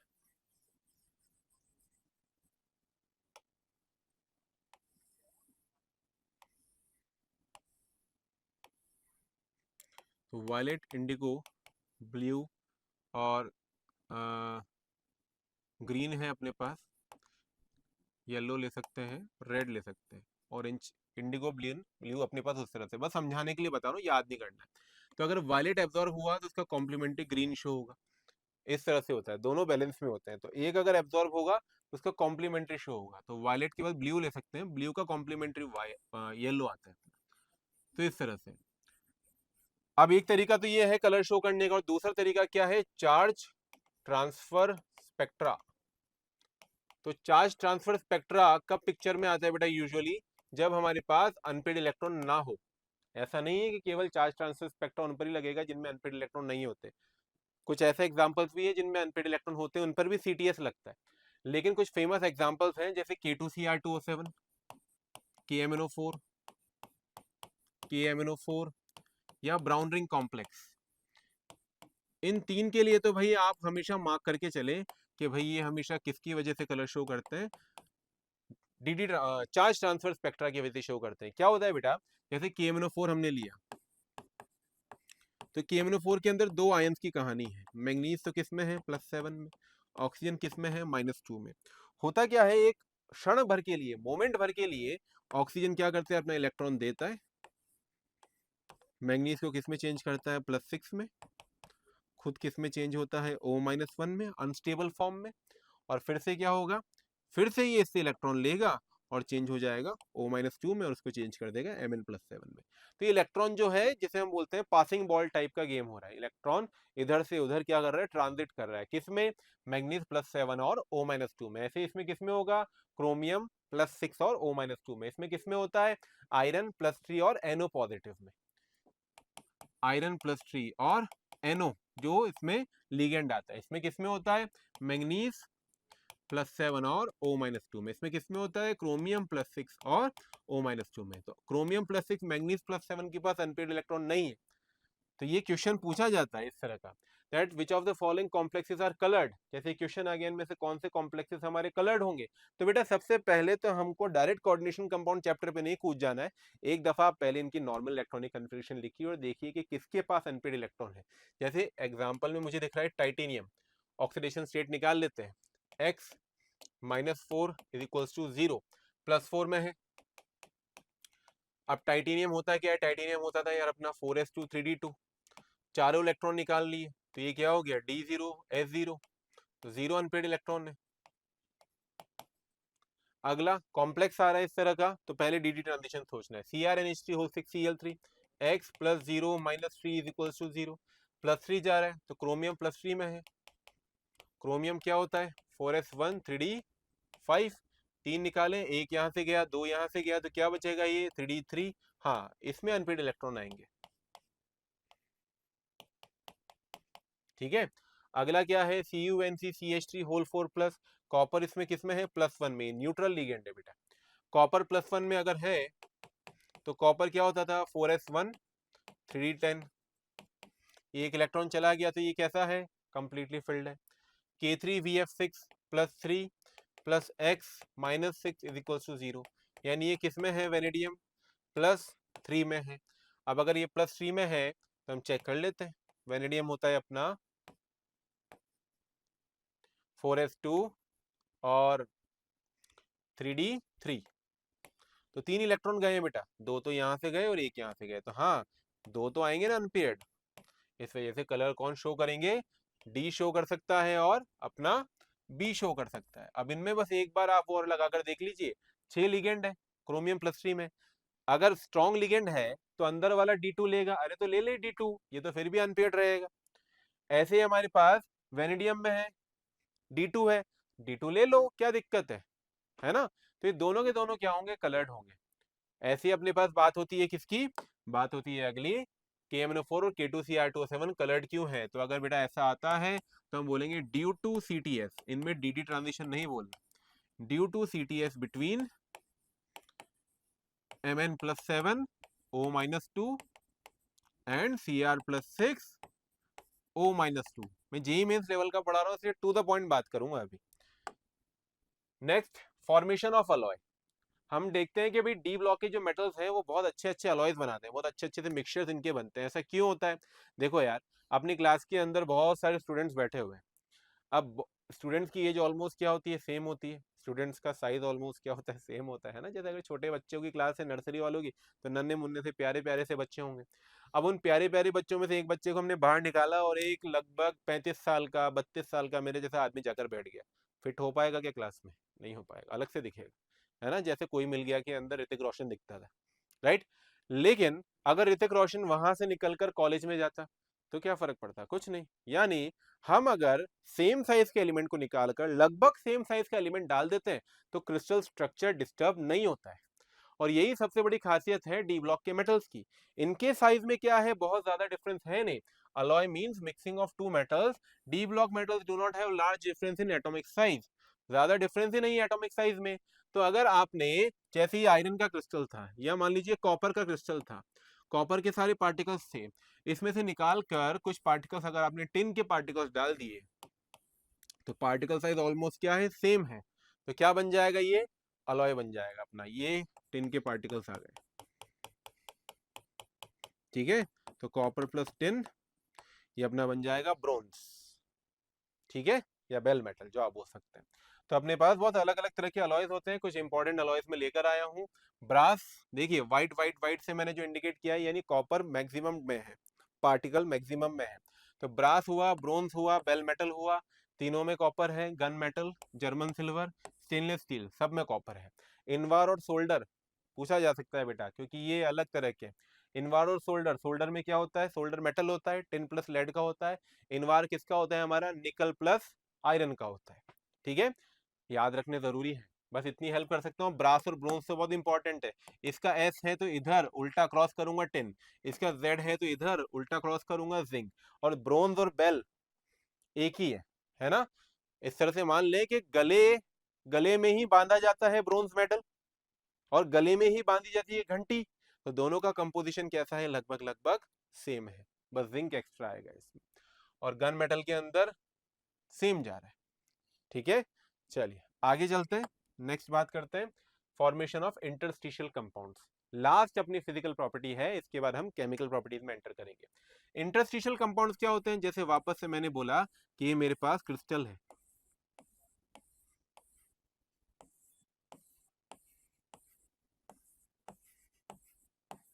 अब इस क्रिस्टल के बीच में क्या है, जगह है, क्योंकि डी ब्लॉक के मेटल्स का साइज अच्छा खासा होता है। उस जगह में क्या हुआ बेटा, छोटे से particles like carbon, hydrogen, boron, nitrogen, इस तरह के छोटे छोटे पार्टिकल्स इंट्रैप हो गए। इन छोटे पार्टिकल्स के इंट्रैप होने की वजह से जो कंपाउंड बनता है उसको हम क्या बोलते हैं, इंटरस्टिशियल कंपाउंड बोलते हैं। ठीक है, carbon, nitrogen, hydrogen gaseous compound usually होते हैं।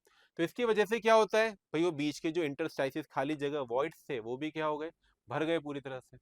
ठीक है, तो अब क्वेश्चन इस पर से एक ही क्वेश्चन बनता है, वो एक क्वेश्चन लेकर आया हूं आप लोगों के लिए, that which property of a D block metal do not changes, do not पूछा है, कौन सी चेंज नहीं होती है इंटरस्टिशियल कंपाउंड बनने से। सबसे पहला डेंसिटी, अरे चेंज होगी डेंसिटी तो, क्योंकि मास बढ़ गया है, सेम वॉल्यूम के अंदर इतना का इतना ही क्रिस्टल है, लेकिन पार्टिकल्स बढ़ गए हैं ना, तो मास बढ़ गया है, हार्डनेस और मेल्टिंग पॉइंट भी बढ़ जाएगा, ये भी बढ़ेगा, ये भी बढ़ेगा। लेकिन इलेक्ट्रिकल कंडक्टिविटी के ऊपर कुछ फर्क नहीं करता। अगर वो पहले जितनी इलेक्ट्रिकल कंडक्टिविटी शो कर रहा था आयरन, बाद में भी उतनी ही इलेक्ट्रिकल कंडक्टिविटी शो करेगा। तो इलेक्ट्रिकल कंडक्टिविटी जो होती है वो क्या रहती है बेटा, सेम रहती है।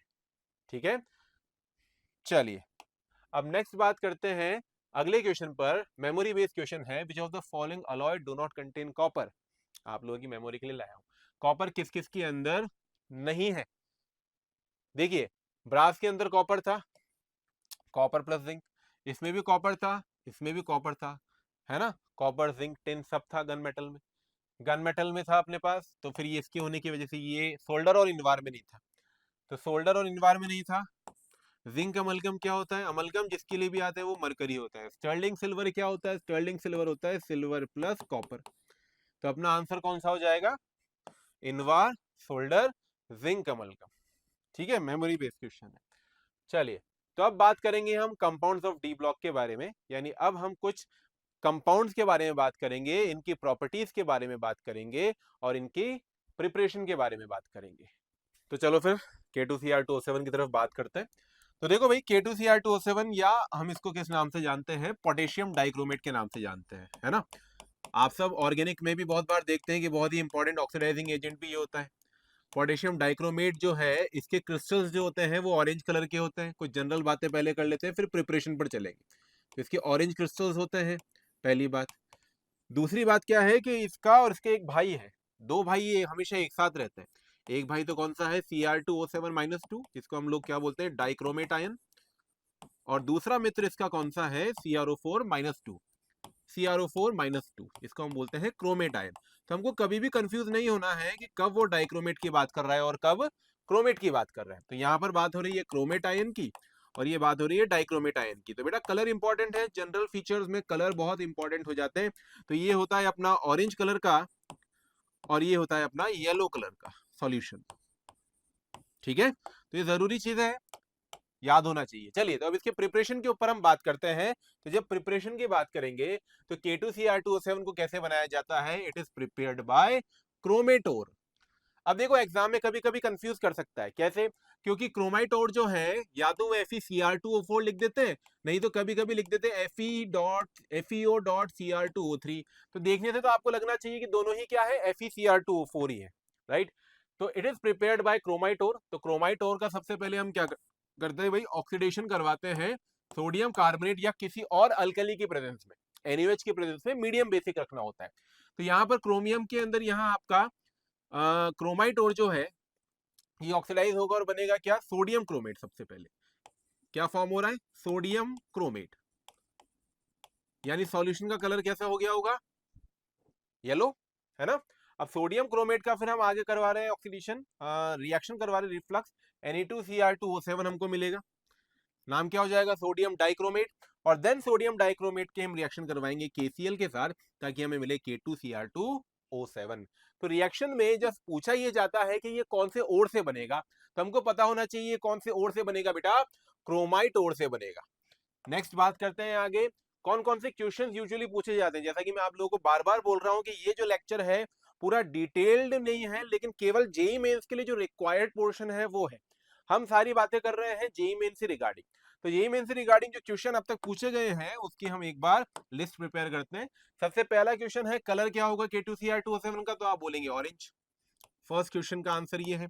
सेकंड क्वेश्चन हमारे पास यहाँ पर ये बन रहा है दैट Cr2O7 इक्विलिब्रियम में किसके साथ रहता है, तो अभी अभी मैंने आप लोगों को बताया कि हमारा जो डाइक्रोमेट आयन है ये हमेशा इक्विलिब्रियम में होता है अपने भाई के साथ। वो कौन है इसका, क्रोमेट आयन। तो इस तरफ क्या है, डाइक्रोमेट, और इस तरफ क्या है बेटा, क्रोमेट आयन। ये दोनों हमेशा क्या होते हैं, एक दूसरे के साथ इक्विलिब्रियम में होते हैं। ठीक है, अब याद कैसे रखें कि इक्विलिब्रियम में शिफ्टिंग किस तरफ होगी। आप ये याद रखिए कि इसका कलर क्या होता है, ऑरेंज, है ना। और ऑरेंज जो एक फल होता है वो एसिडिक होता है, क्योंकि भाई खट्टा फल है, एसिडिक है, इसलिए अगर मैं इस तरफ जाऊंगा तो मुझे पीएच कैसा करना पड़ेगा, एसिडिक। तो जितना ज्यादा मैं पीएच एसिडिक करता जाऊंगा उतना ज्यादा क्या मिलेगा, डाइक्रोमेट। और जितना ज्यादा पीएच में बेसिक करता जाऊंगा उतना ज्यादा कलर क्या होता जाएगा, येलो। तो अगले दो क्वेश्चन इसी के ऊपर पूछे जाते हैं दैट अगर बेसिक पीएच चल रहा है तो डाइक्रोमेट का ये सॉल्यूशन का कलर क्या होगा। बेसिक पीएच के लिए यानी कौन सा कलर जाएगा इसका, येलो। और एसिडिक पीएच के लिए कौन सा कलर जाएगा इसका, ऑरेंज। आई होप आपको ये क्वेश्चन समझ में आ रहे होंगे। नेक्स्ट आगे बात करते हैं, अगला question very very important question पूछा भी गया है बेटा, दैट हमारे पास CrO के जो बॉन्ड्स हैं Cr2O7-2 और CrO4-2 में कितने बॉन्ड सिमिलर नेचर के हैं या बॉन्ड ऑर्डर क्या है। तो जैसे सबसे पहले हम स्ट्रक्चर देखते हैं डाइक्रोमेट का। डाइक्रोमेट का जो स्ट्रक्चर है वो इस तरह का होगा, O नेगेटिव, और यहाँ पर भी डबल बॉन्ड हो, डबल बॉन्ड हो, O नेगेटिव। तो अगर हम इसमें ध्यान से देखें तो रेजोनेंस के अंदर negative sigma pi, negative sigma pi, negative sigma sigma sigma pi, यानी बेटा ये जो तीनों पाई बॉन्ड्स हैं ये दोनों पाई बॉन्ड्स इधर रेजोनेंस में होंगे, ये इधर रेजोनेंस में होंगे। तो जब आप इसका रेजोनेटिंग स्ट्रक्चर वाला फॉर्म बनाएंगे हाइब्रिड वाला, तो आप बोलेंगे कि भाई ये जो पाई बॉन्ड थे ना वो यहाँ पर भी रेजोनेंस में थे, यहाँ पर भी रेजोनेंस में थे, यहाँ पर भी रेजोनेंस में थे। इसी तरह से यहाँ पर भी आपके पास क्या होंगे, ये पाई बॉन्ड्स आपस में रेजोनेंस होंगे। लेकिन बेटा ये बीच में जो ब्रिज बना हुआ है इस पर रेजोनेंस नहीं आएगा, ये हमको समझना चाहिए, इस पर रेजोनेंस नहीं आएगा। तो मैं बोल सकता हूं कि ये वाले बॉन्ड जो है ये क्या है, प्योर सिग्मा है। और इन वाले बॉन्ड्स के अंदर यानी ये 3 और ये 3 6, इन 6 बॉन्ड्स के अंदर क्या है, सिग्मा प्लस पाई कैरेक्टर है। और जितना ज्यादा पाई कैरेक्टर होता है उतनी बॉन्ड लेंथ क्या होती जाती है, छोटी, राइट। तो हम बोलेंगे कि 6 तरह के बॉन्ड क्या है, सेम। 6 CrO बॉन्ड्स जो है वो सेम नेचर के हैं और 2 CrO बॉन्ड जो है वो डिफरेंट नेचर के हैं। सेम ऐसे अगर मैं बात करूं CrO4-2 में, क्रोमेट आयन में, तो CrO4-2 में हम क्या कहेंगे, क्रोमियम ऑक्सीजन ऑक्सीजन डबल बॉन्डो एंड डबल बॉन्डो। अब आप देखिए बेटा negative sigma pi, negative sigma pi, तो ये भी रेजोनेंस में है, रेजोनेंस में है। तो फिर से कहेंगे दैट इसमें भी जो चारों बॉन्ड्स हैं वो चारों के चारों क्या होंगे, एक दूसरे के साथ रेजोनेंस में होंगे। तो इसमें चारों के चारों बॉन्ड्स कैसे होंगे, सेम लेंथ के होंगे। हाइब्रिडाइजेशन क्या चलती है, D3S, स्ट्रक्चर टेट्राहेड्रल है, हाइब्रिडाइजेशन क्या क्या चलता है इसमें, D3S, थोड़ा अलग तरह का है। तो D3S हाइब्रिडाइजेशन है, डी ऑर्बिटल कौन सा काम में आता है, हमारे इक्वेटोरियल वाले DXY, DYZ और DZX ऑर्बिटल से मिलकर बनता है ये। चलिए आगे बात करते हैं। Next, reaction of K2Cr2O7 and hydrogen peroxide gives deep blue colour due to, very important reaction, एक बहुत ही प्यारा कंपाउंड इससे बनता है। तो जब हम कहेंगे कि हमारे पास रिएक्शन हो रही है K2Cr2O7 की विद हाइड्रोजन पेरोक्साइड, तो बेटा हमको यहाँ पर एक कंपाउंड मिलता है डीप ब्लू कलर का, और इस कंपाउंड का नाम क्या होता है, chromic, chromic peroxide, chromic peroxide. इसका स्ट्रक्चर भी बहुत बार पूछा जाता है बेटा, बटरफ्लाई लाइक स्ट्रक्चर होता है, तितली के जैसा इसका स्ट्रक्चर होता है ना। तो ये क्रोमिक पेरोक्साइड जो है इसी के लिए बोला जाता है दैट बटरफ्लाई लाइक स्ट्रक्चर, ठीक है। तो बटरफ्लाई स्ट्रक्चर जो है क्रोमिक पेरोक्साइड का है, ये इंपॉर्टेंट रिएक्शन है, याद रखनी पड़ेगी अपने को। नेक्स्ट बात करें, अगला क्वेश्चन जो पूछा जाता है वो है, हमारे पास कोई कंपाउंड ए है, इस कंपाउंड ए की रिएक्शन करवाई हमने K2Cr2O7 के साथ एसिडिक मीडियम में, ऑरेंज रेड फ्यूम्स हमको मिले, उन ऑरेंज रेड फ्यूम्स की हमने रिएक्शन करवाई NaOH के साथ, एक येलो कलर का कंपाउंड हमको मिला। बहुत फेमस ये रिएक्शन है जिसको हम लोग बोलते हैं chromyl chloride test, chromyl chloride test. भाई क्रोमाइल क्लोराइड टेस्ट की रिएक्शंस हैं, पूछी गई हैं, इंपॉर्टेंट भी है बेटा इस चैप्टर के पर्सपेक्टिव में। तो क्रोमाइल क्लोराइड टेस्ट किसका टेस्ट होता है, आयोनिक क्लोराइड्स का, यानी ऐसे कंपाउंड जो कि बहुत इजीली Cl नेगेटिव दे दे। तो यानी ये ए कौन है, वही अपना आयोनिक क्लोराइड है। क्या रिएक्शन होगी, आयोनिक क्लोराइड बोलते ही स्टूडेंट्स के सबसे पहले दिमाग में आता है नमक, NaCl। तो NaCl की जब हमने रिएक्शन करवाया K2Cr2O7 के साथ, तो ये Cl नेगेटिव इजीली दे देगा, और Cl नेगेटिव का ऑक्सीडेशन होकर हमको मिलता है CrO2Cl2। इसको हम बोलते हैं क्या, क्रोमाइल क्लोराइड। ठीक है बेटा। और इस क्रोमाइल क्लोराइड के कौन से फ्यूम्स बनते हैं, ऑरेंज से लेकर रेड के बीच में, depending upon the density. Orange red fumes इसके बनते हैं, जो कि वहां लिखा हुआ है। तो ये कौन सा हो गया मेरा कंपाउंड बी, ये कौन सा हो गया हमारा कंपाउंड ए। और जब इसकी आगे रिएक्शन करवाते हैं NaOH के साथ, तो NaOH के साथ रिएक्शन करवाने पर ये बन जाता है सोडियम क्रोमेट Na2CrO4। क्या बन जाता है, Na2CrO4। और Na2CrO4 का कलर हम सभी अब जानते हैं, कौन सा कलर होता है इसका, ऑरेंज या नहीं, ऑरेंज नहीं, कौन सा कलर होता है, येलो कलर होता है इसका। ठीक है, तो ये अपने पास फॉर्मेशन होगा और येलो कलर अपने पास बन जाएगा। तो ये कंफर्मेटरी टेस्ट है किसका, आयनिक क्लोराइड्स का। तो जैसे NaCl, KCl, इस तरह के। क्या AgCl दे सकता है सिल्वर क्लोराइड, नहीं। AgCl, Ag2Cl2, इनके अंदर Cl नेगेटिव जो है वो इतना एफिशिएंटली रिलीज नहीं होता है, थोड़ा सा कोवलेंट कैरेक्टर आ जाता है ड्यू टू कटायन के स्मॉल साइज की वजह से, इसलिए हम इनको इसमें काउंटर नहीं करेंगे। हम इसमें काउंटर करेंगे केवल और केवल आयोनिक क्लोराइड्स को। चलिए आगे बात करते हैं, नेक्स्ट चलते हैं अपने अगले कंपाउंड की तरफ, दैट इज KMnO4। अब हम सभी जानते हैं भाई KMnO4 एक इंपॉर्टेंट कंपाउंड है ना। KMnO4 के अंदर भी कुछ जरूरी बातें करते हैं, फिर हम इसकी प्रिपरेशन वगैरह देखेंगे। तो KMnO4 पोटेशियम परमैंगनेट आप इसको बोलते हैं। कलर कैसा होता है इसका, purple to violet, depending upon the concentration. और ऐसे ही इसका एक और भाई है, जैसे पीछे भी भाई था K2Cr2 से, उनका कौन था, क्रोमेट था। तो ऐसे ही हमारे पास दो तरह के आयन्स होते हैं बेटा। एक तो होता है MnO4 माइनस, जिसको हम लोग क्या बोलते हैं, पर, -1 चार्ज है तो पर मैंगनेट आयन, पर मैंगनेट आयन। और दूसरा होता है भाई अपना MnO4 -2, ये होता है अपना मैंगनेट आयन। ध्यान दीजिए, पर लगाने का मतलब केवल एक -1 चार्ज है और मैग्नेट में कितना है, -2 चार्ज है। कलर इंपॉर्टेंट है इस चैप्टर में। इसका कलर मैंने आपको बता दिया है, पर्पल टू वायलेट कलर होता है इसका। इसका जो कलर होता है ये होता है भाई हमारा ग्रीन कलर होता है। ठीक है, तो अगर हमारे पास दिया हुआ है KMnO4 तो उसका कलर कैसा होगा, पर्पल टू वायलेट। लेकिन अगर लिखा हुआ है K2MnO4 तो इसका कलर कैसा होगा, ग्रीन कलर के आसपास हम इसका मानेंगे। चलिए ये जनरल बात थी, प्रिपरेशन पार्ट पर हम चलते हैं। तो प्रिपरेशन ऑफ KMnO4 को कैसे बनाया जाता है, it is prepared by pyrolusite ओर। किस ओर से बनाते हैं इसको, पायरोलुसाइट ओर से बनाते हैं। किसका ओर होता है, मैग्नीज का, MnO2 या मैग्नीज डाइऑक्साइड आप इसको बोल सकते हैं। रिएक्शन करवाते हैं, ऑक्सीडेशन करवाएंगे इसका, +4 से किस में जाएगा, ये ऑक्सीडेशन करवा रहे हैं। और बस इसमें ये बोला जाता है कि O2 का सोर्स हम क्या लेते हैं, पोटेशियम नाइट्रेट से लेते हैं, तो मैंने मेंशन किया हुआ है यहाँ पर। उसे ये गया किसके अंदर, +6 ऑक्सीडेशन में, K2MnO4 में। क्या बना K2MnO4, पोटेशियम मैग्नेट या परमैंगनेट, पोटेशियम मैग्नेट, क्योंकि MnO4 -2 है। कलर कैसा होगा, ग्रीन कलर। और यहाँ पर MnO4 -2 जो कि +6 है, उसे किस में जाएगा, +7 में जाएगा। ठीक है, तो हमारे पास एक्चुअल में ये पूछा जाएगा कि भाई इंटरमीडिएट में कलर कौन सा बन रहा है। पोटेशियम डाइक्रोमेट में इंटरमीडिएट में कौन बना था, क्रोमेट, येलो। KMnO4 के इंटरमीडिएट में क्या बना, K2MnO4, ग्रीन। और लास्ट कलर किसका आएगा, वायलेट टू पर्पल, इसका आएगा। मूविंग ऑन, आगे बात करेंगे कौन कौन से क्वेश्चंस हमसे पूछे जा सकते हैं KMnO4 के रिगार्डिंग। सबसे पहला, colour of KMnO4 and K2MnO4, ये मैंने बता दिया है। KMnO4 का कलर कौन सा होगा, पर्पल टू वायलेट। और K2MnO4 का कौन सा होगा, ग्रीन टू डार्क ग्रीन।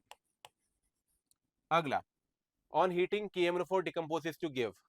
जब भी हम KMnO4 को हीट करते हैं तो ये याद रखें, जिनसे हमने इसको बनाया था वापस उन पर पहुंच जाएगा। किससे बनाया था, पायरोलुसाइट से। और किससे बना था, K2MnO4 से। इन चीजों पर क्या होगा, ये वापस से लौट जाएगा जब भी हम इसको हीट करेंगे। KMnO4 का थर्मल डिकम्पोजिशन, बॉन्ड ऑर्डर क्या होगा, मैग्नीज ऑक्सीजन का, मैग्नेट और परमैग्नेट आयन में। मैग्नेट और परमैग्नेट में बॉन्ड ऑर्डर क्या होगा, तो बॉन्ड ऑर्डर निकाल सकते हैं हम। तो जैसे यहाँ पर अगर मैं बोलूंगा तो मैग्नेट आयन के अंदर Mn double bond O, double bond O, double bond O negative, ये परमैग्नेट आयन है अपना। तो हम बोलेंगे 3 पाई बॉन्ड जो है रेजोनेंस में है। 3 पाई बॉन्ड रेजोनेंस की वजह से कितनी जगह पर घूम रहे हैं, 4 जगह पर। तो 3 पाई बॉन्ड 4 जगह पर घूमेंगे तो एक जगह पर तो 3/4 ही रहेगा ना। तो मैग्नीज ऑक्सीजन का बॉन्ड ऑर्डर कितना हो गया, एक सिग्मा बॉन्ड तो परमानेंट है, और ये पाई बॉन्ड का कितना परसेंटेज है, 3/4, तो 1 + 3/4 यानी 1.75 बॉन्ड ऑर्डर आ जाएगा। वहीं अगर हम बात करते हैं किसके बारे में बच्चों, हम बात करते हैं अगर, ये तो अपना कौन सा था, पर मैग्नेट, हम अगर बात करते हैं मैग्नेट के बारे में, तो मैग्नेट क्या होता है, MnO4 - 2, है ना। अब इसमें आप बोलेंगे कि 2 पाई बॉन्ड जो है वो 4 जगह पर घूम रहे हैं, तो एक जगह पर कितना टिकेगा, 2 पाई बॉन्ड एक जगह पर आएगा 2/4, क्योंकि 4 जगह पर है, तो 2 पाई बॉन्ड एक जगह पर कितना मानेंगे, 1/2 या 2/4, और एक सिग्मा बॉन्ड तो है ही सही, तो कितना हो गया 1.5। तो ज्यादा बॉन्ड ऑर्डर किस में आता है हमारा, पर मैग्नेट में, एज कंपेयर टू मैग्नेट। आगे चलते हैं, नेक्स्ट बात करते हैं oxidising power of KMnO4 and K2Cr2O7। देखिए बेटा, KMnO4 जो है वो ज्यादा वर्सेटाइल ऑक्सीडाइजिंग एजेंट है, क्योंकि ये एसिडिक, न्यूट्रल और बेसिक तीनों मीडियम में क्या कर सकता है, अपनी ऑक्सीडाइजिंग पावर को शो कर सकता है। हमने रिडॉक्स में भी पढ़ा था KMnO4 जो है +7 से किस में जाता है, +2 इन एसिडिक मीडियम। तो इसका वैलेंसी फैक्टर अगर हम निकालेंगे, तो वैलेंसी फैक्टर क्या हो जाएगा, molecular weight of KMnO4 upon में कितने इलेक्ट्रॉन का चेंज है, 5 इलेक्ट्रॉन का। ऐसे ही अगर हम बोले कि फेंटली अल्कलाइन मीडियम, बहुत वीक अल्कलाइन या न्यूट्रल मीडियम अगर है, तो ये किस में जाएगा, +4 में। तो यहाँ पर वैलेंसी फैक्टर कितना हो जाएगा, m/7 से 4 में, यानी 3। और यहाँ जो अगर हमको बोला गया है हाईली बेसिक मीडियम, तो ये किस में आएगा बेटा, Mn+6 में आएगा। तो यानी यहाँ पर क्या हो जाएगा, m/1। लेकिन जब हम बात करेंगे K2Cr2O7 की, पोटेशियम डाइक्रोमेट की, तो ये हमेशा काम ही किसमें करता है, एसिडिक मीडियम में। इनके लिए हम ऐसा नहीं कहेंगे बेसिक वगैरह, केवल एसिडिक मीडियम में होगा। और ये +6 से किस में जाएगा, +3 में। तो जो खुद रिड्यूस हो रहा है वही तो दूसरे को ऑक्सीडाइज करेगा। तो कितना हो जाएगा इसका वैलेंसी फैक्टर, +6 से +3, 3 इलेक्ट्रॉन का चेंज पर क्रोमियम। पूरे K2Cr2O7 में कितने क्रोमियम, 2 क्रोमियम, इसलिए टोटल चेंज कितना हो जाएगा, m/6 का। तो ये इनका इक्विवेलेंट वेट है, वैलेंसी फैक्टर से हमने डिवाइड किया हुआ है, ये इनका इक्विवेलेंट वेट है। चलो भाई आगे चलते हैं। अब ये किन किन के साथ रिएक्शन कर सकते हैं, आई नेगेटिव को रिड्यूस ऑक्सीडाइज कर देंगे बेटा I2 में, Fe+2 फेरस आयन दिया हुआ है तो उसको फेरिक बना देंगे। मेन पार्ट ये रिडॉक्स के अंदर है, यहाँ पर बस मैं रिवीजन पर्पस से ले रहा हूँ। सल्फाइट अगर है तो उसको कन्वर्ट कर देंगे सल्फेट में, नाइट्राइट अगर है तो उसको कन्वर्ट कर देंगे नाइट्रेट में। और बहुत फेमस, अगर आई नेगेटिव के लिए दिया हुआ है KMnO4 बेसिक मीडियम, तो आई नेगेटिव आयोडाइड को किस में कन्वर्ट करेगा, आयोडेट आयन में। ठीक है, अगर एसिडिक मीडियम दिया हुआ है तो आई नेगेटिव को कन्वर्ट करेगा आयोडीन में, और अगर बेसिक मीडियम दिया हुआ है तो आई नेगेटिव को कन्वर्ट करेगा किसमें, आयोडेट आयन में। ठीक है, आगे चलते हैं, नेक्स्ट बात करते हैं कुछ इंपॉर्टेंट कंपाउंड्स के बारे में जो कि डी ब्लॉक के हमारे पास है, जिनके नाम हमसे यूजुअली पूछे जा सकते हैं। तो जैसे बेयर्स रिएजेंट, ऑर्गेनिक केमिस्ट्री में पढ़ते हैं, 1% अल्कलाइन KMnO4, और इटार्ड्स रिएजेंट अगेन ऑर्गेनिक में पढ़ते हैं, जिसको हम बोलते हैं क्रोमाइल क्लोराइड, यही इटार्ड्स रिएजेंट है।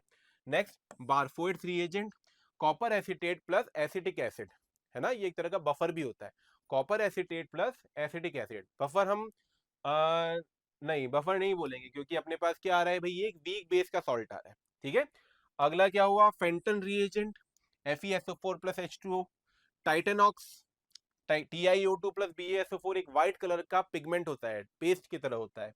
अगला फिलोसोफर्स वूल, वेरी इंपॉर्टेंट, ZNO। और बेटा विट्रियोल के नाम से तो बहुत सारे कंपाउंड आपको मिल सकते हैं, विट्रियोल ब्लू भी होता है, विट्रियोल ग्रीन भी होता है, विट्रियोल व्हाइट भी होता है। Blue vitriol copper sulphate, green vitriol आपका हो जाएगा FeSO4, और व्हाइट विट्रियोल आपका हो जाता है ZnSO4। ठीक है, तो इस तरह से आप बोल सकते हैं, अलग अलग विट्रियोल्स आपसे पूछे जा सकते हैं, ब्लू ग्रीन व्हाइट। एलिमेंट याद रखें, तीनों सल्फेट है, ब्लू कॉपर, आयरन, जिंक।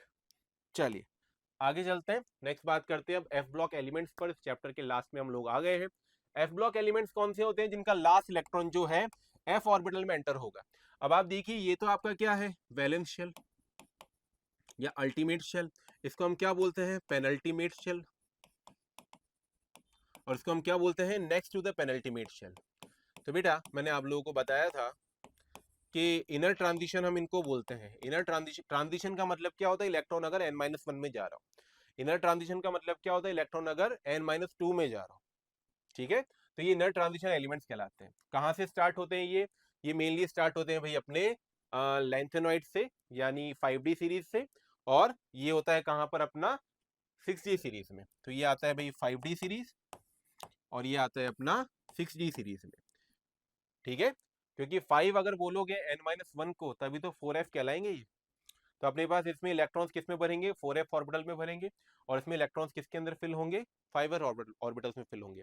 नाम ऐसा क्यों है, क्योंकि लेंथेनम अपना डी ब्लॉक में आता है, उसकी जस्ट बाद चालू हो जाता है। ये एटॉमिक नंबर इनका होता है 58 to 71।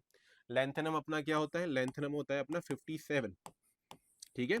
ऐसे ही ये किसके बाद स्टार्ट होते हैं, एक्टिनियम के बाद। एक्टिनियम कितना होता है, 89, इसलिए इनको एक्टिनॉइड्स बोला जा रहा है। रेयर अर्थ मेटल्स के नाम से भी हम इनको जानते हैं। तो ट्रिक याद रखनी इंपॉर्टेंट है बेटा, इसलिए मैं ट्रिक बोल रहा हूँ। लकड़ी से प्रीति नैंडी ने पैमी सैमी की यूं ही गर्दन तोड़ दी होगी, इसलिए तमाशा यादगार लगने लगा। तो 4 लड़कियां लड़ गई हैं, लड़कियों की लड़ाई देखने में सबको आनंद की अनुभूति होती है।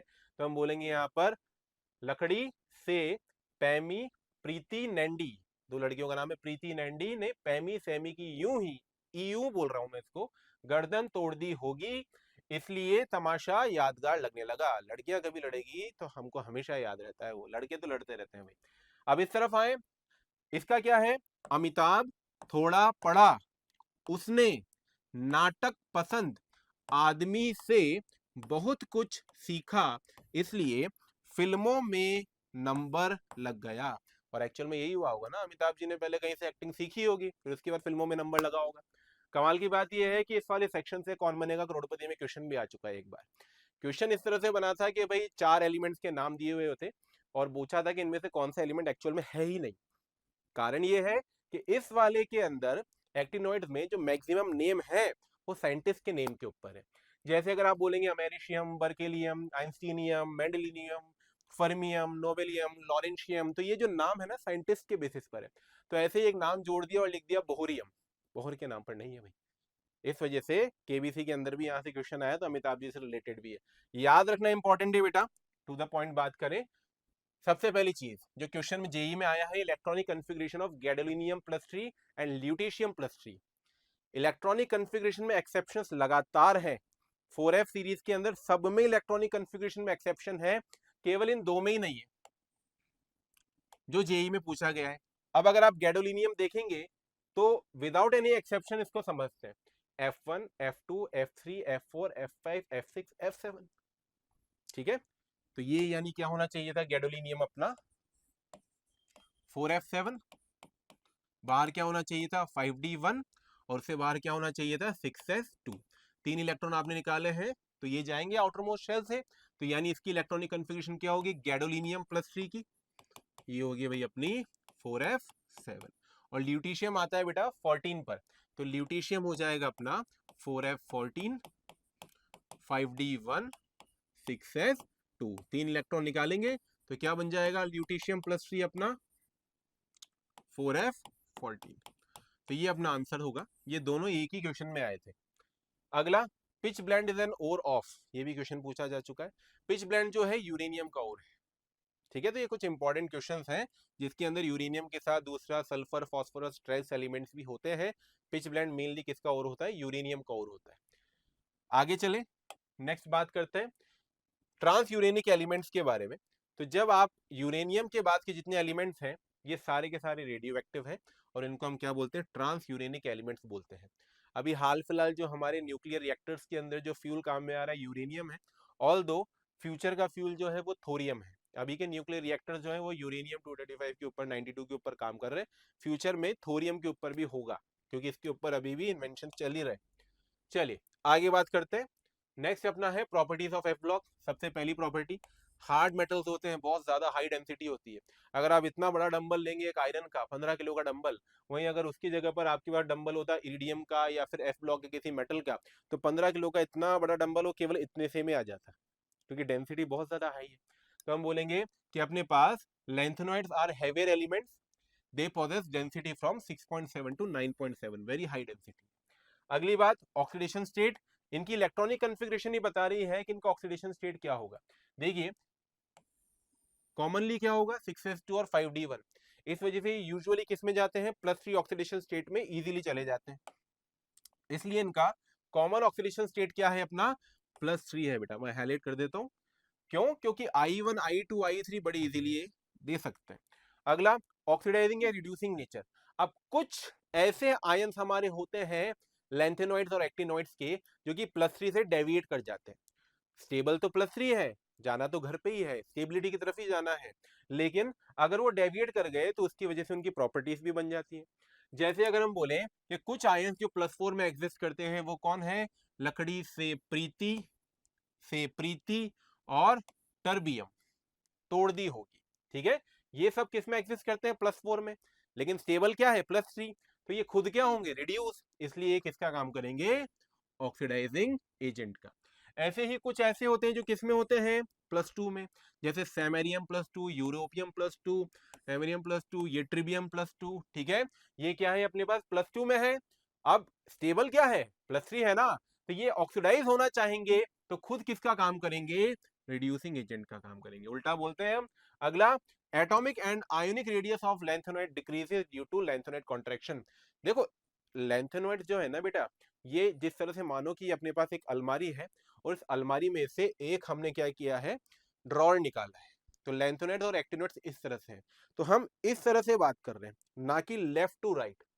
समझे? हम लोग इस तरह से बात कर रहे हैं आप लोगों की तरफ। ये ऐसे है, लेफ्ट टू राइट नहीं है। तो इसके अंदर क्या होता है? ऐसा देखने से लगता है कि लेफ्ट टू राइट जा रहा है। लकड़ी से प्रीति, नैंडी ने, पैमी, सेमी। तो जैसे जैसे हम हमारा एटॉमिक नंबर बढ़ाते जाते हैं, इनका साइज क्या होता जाता है? कम होता जाता है। रीजन फिर भी हम यही बोलेंगे, lanthanoid contraction, poor shielding of 4f electrons. Next अपना क्या है? एसिडिक या बेसिक नेचर। जितना ज्यादा हम बोलते हैं कि साइज छोटा होता है, उतनी ज्यादा इलेक्ट्रोनेगेटिविटी ज्यादा होती है। जितनी इलेक्ट्रोनेगेटिविटी ज्यादा होती है, एसिडिक नेचर उतना ज्यादा होता है। तो हम बोलेंगे कि अपने पास इस तरफ से इस तरफ जाते हुए साइज क्या हो रहा था अपना? देखिए, डिक्रीज हो रहा था, है ना। इस तरफ से इस तरफ जाते हुए साइज डिक्रीज हो रहा है, यानी वो सबसे छोटा है। जो सबसे छोटा है उसका एसिडिक नेचर क्या होगा? सबसे ज्यादा होगा। तो इस तरफ जाते हुए एसिडिक नहीं, इस तरफ जाते हुए बेसिक नेचर बढ़ता जाता है। तो जैसे जैसे हम इधर जाएंगे बेसिक नेचर बढ़ेगा, जैसे जैसे उस तरफ जाएंगे एसिडिक नेचर बढ़ेगा। अगला, कलर। जिस तरह से डी ट्रांजिशन होता है, उसी तरह से एफ ट्रांजिशन भी होता है। तो उसी वजह से इनका कलर शो होता है, बिल्कुल सेम प्रॉपर्टीज है। तो एफ ब्लॉक के अंदर से, डी ब्लॉक के अंदर से हमने सारी इंपॉर्टेंट चीजों को बेटा यहाँ पर कवर कर लिया है। आई सपोज कि भाई आप लोगों को सारा पॉइंट समझ में आया होगा। जल्दी से मैं कुछ जनरल रिएक्शंस भी आपको बता देता हूँ, कि जैसे अगर हमारे पास कोई लैंथेनॉइड है, एल से मैं उसको रिप्रेजेंट कर रहा हूँ। यूजुअली ये कौन से ऑक्सीडेशन स्टेट में पसंद करते हैं? +3 में जाना। अब अगर इसकी रिएक्शन करवाई आपने नाइट्रोजन के साथ, तो नाइट्रोजन किस में पसंद करता है? -3। तो क्या बन जाएगा? ये LnN, लैंथेनॉइड नाइट्राइड। अगर मैंने इसकी रिएक्शन करवाई सल्फर के साथ, है ना, या कार्बन के साथ, तो कार्बन किस में जाएगा? -4 में। तो उस हिसाब से इसका क्या बन जाएगा? Ln4C3, lanthanoid carbide. ऑक्सीजन के साथ रिएक्शन करवाई, ऑक्सीजन जाएगा -2 में, तो ये बना लेगा Ln2O3। सल्फर के साथ करवाया तो ये बना लेगा Ln2S3। कॉमन ऑक्सीडेशन स्टेट के हिसाब से आप जिसके साथ भी रिएक्शन करवाएंगे उसके अकॉर्डिंग ये हो जाएगा। हाइड्रोलाइज करवाएंगे तो ये बन जाएगा LnOH होल थ्राइस, है ना। तो रिएक्शंस बिल्कुल भी टफ नहीं है, इजी रिएक्शंस हैं। जितना इस वीडियो के अंदर पढ़ाया गया है सारा आप एक बार रिवाइज कीजिए, उसके बाद फिर से एनसीईआरटी के क्वेश्चन अटेम्प्ट कीजिए। आपका ये chapter full and proof prepare हो जाएगा जेईई मेंस के लिए, ठीक है। तो आप लोगों के हिस्से का काम अब बस इतना सा बचा हुआ है मित्रों, कि भाई ये चैप्टर पूरा पढ़ा आपने, एनसीईआरटी के प्रॉब्लम्स लगाइए, और एक बार पीवाईक्यूज को जल्दी से रिवाइज कर लीजिए। इस चैप्टर में इनोवेटिव क्वेश्चंस नहीं बनते हैं, इस चैप्टर के अंदर वही क्वेश्चंस बनते हैं जो कि रिलेवेंट हैं, जो कि एनसीईआरटी के आसपास है। तो घबराने की जरूरत नहीं है। इनऑर्गेनिक केमिस्ट्री के अंदर आपको डी एंड एफ ब्लॉक एक ऐसा चैप्टर है जो कि विद इन 1 या 2 आवर के अंदर बहुत अच्छे से प्रिपेयर हो जाता है।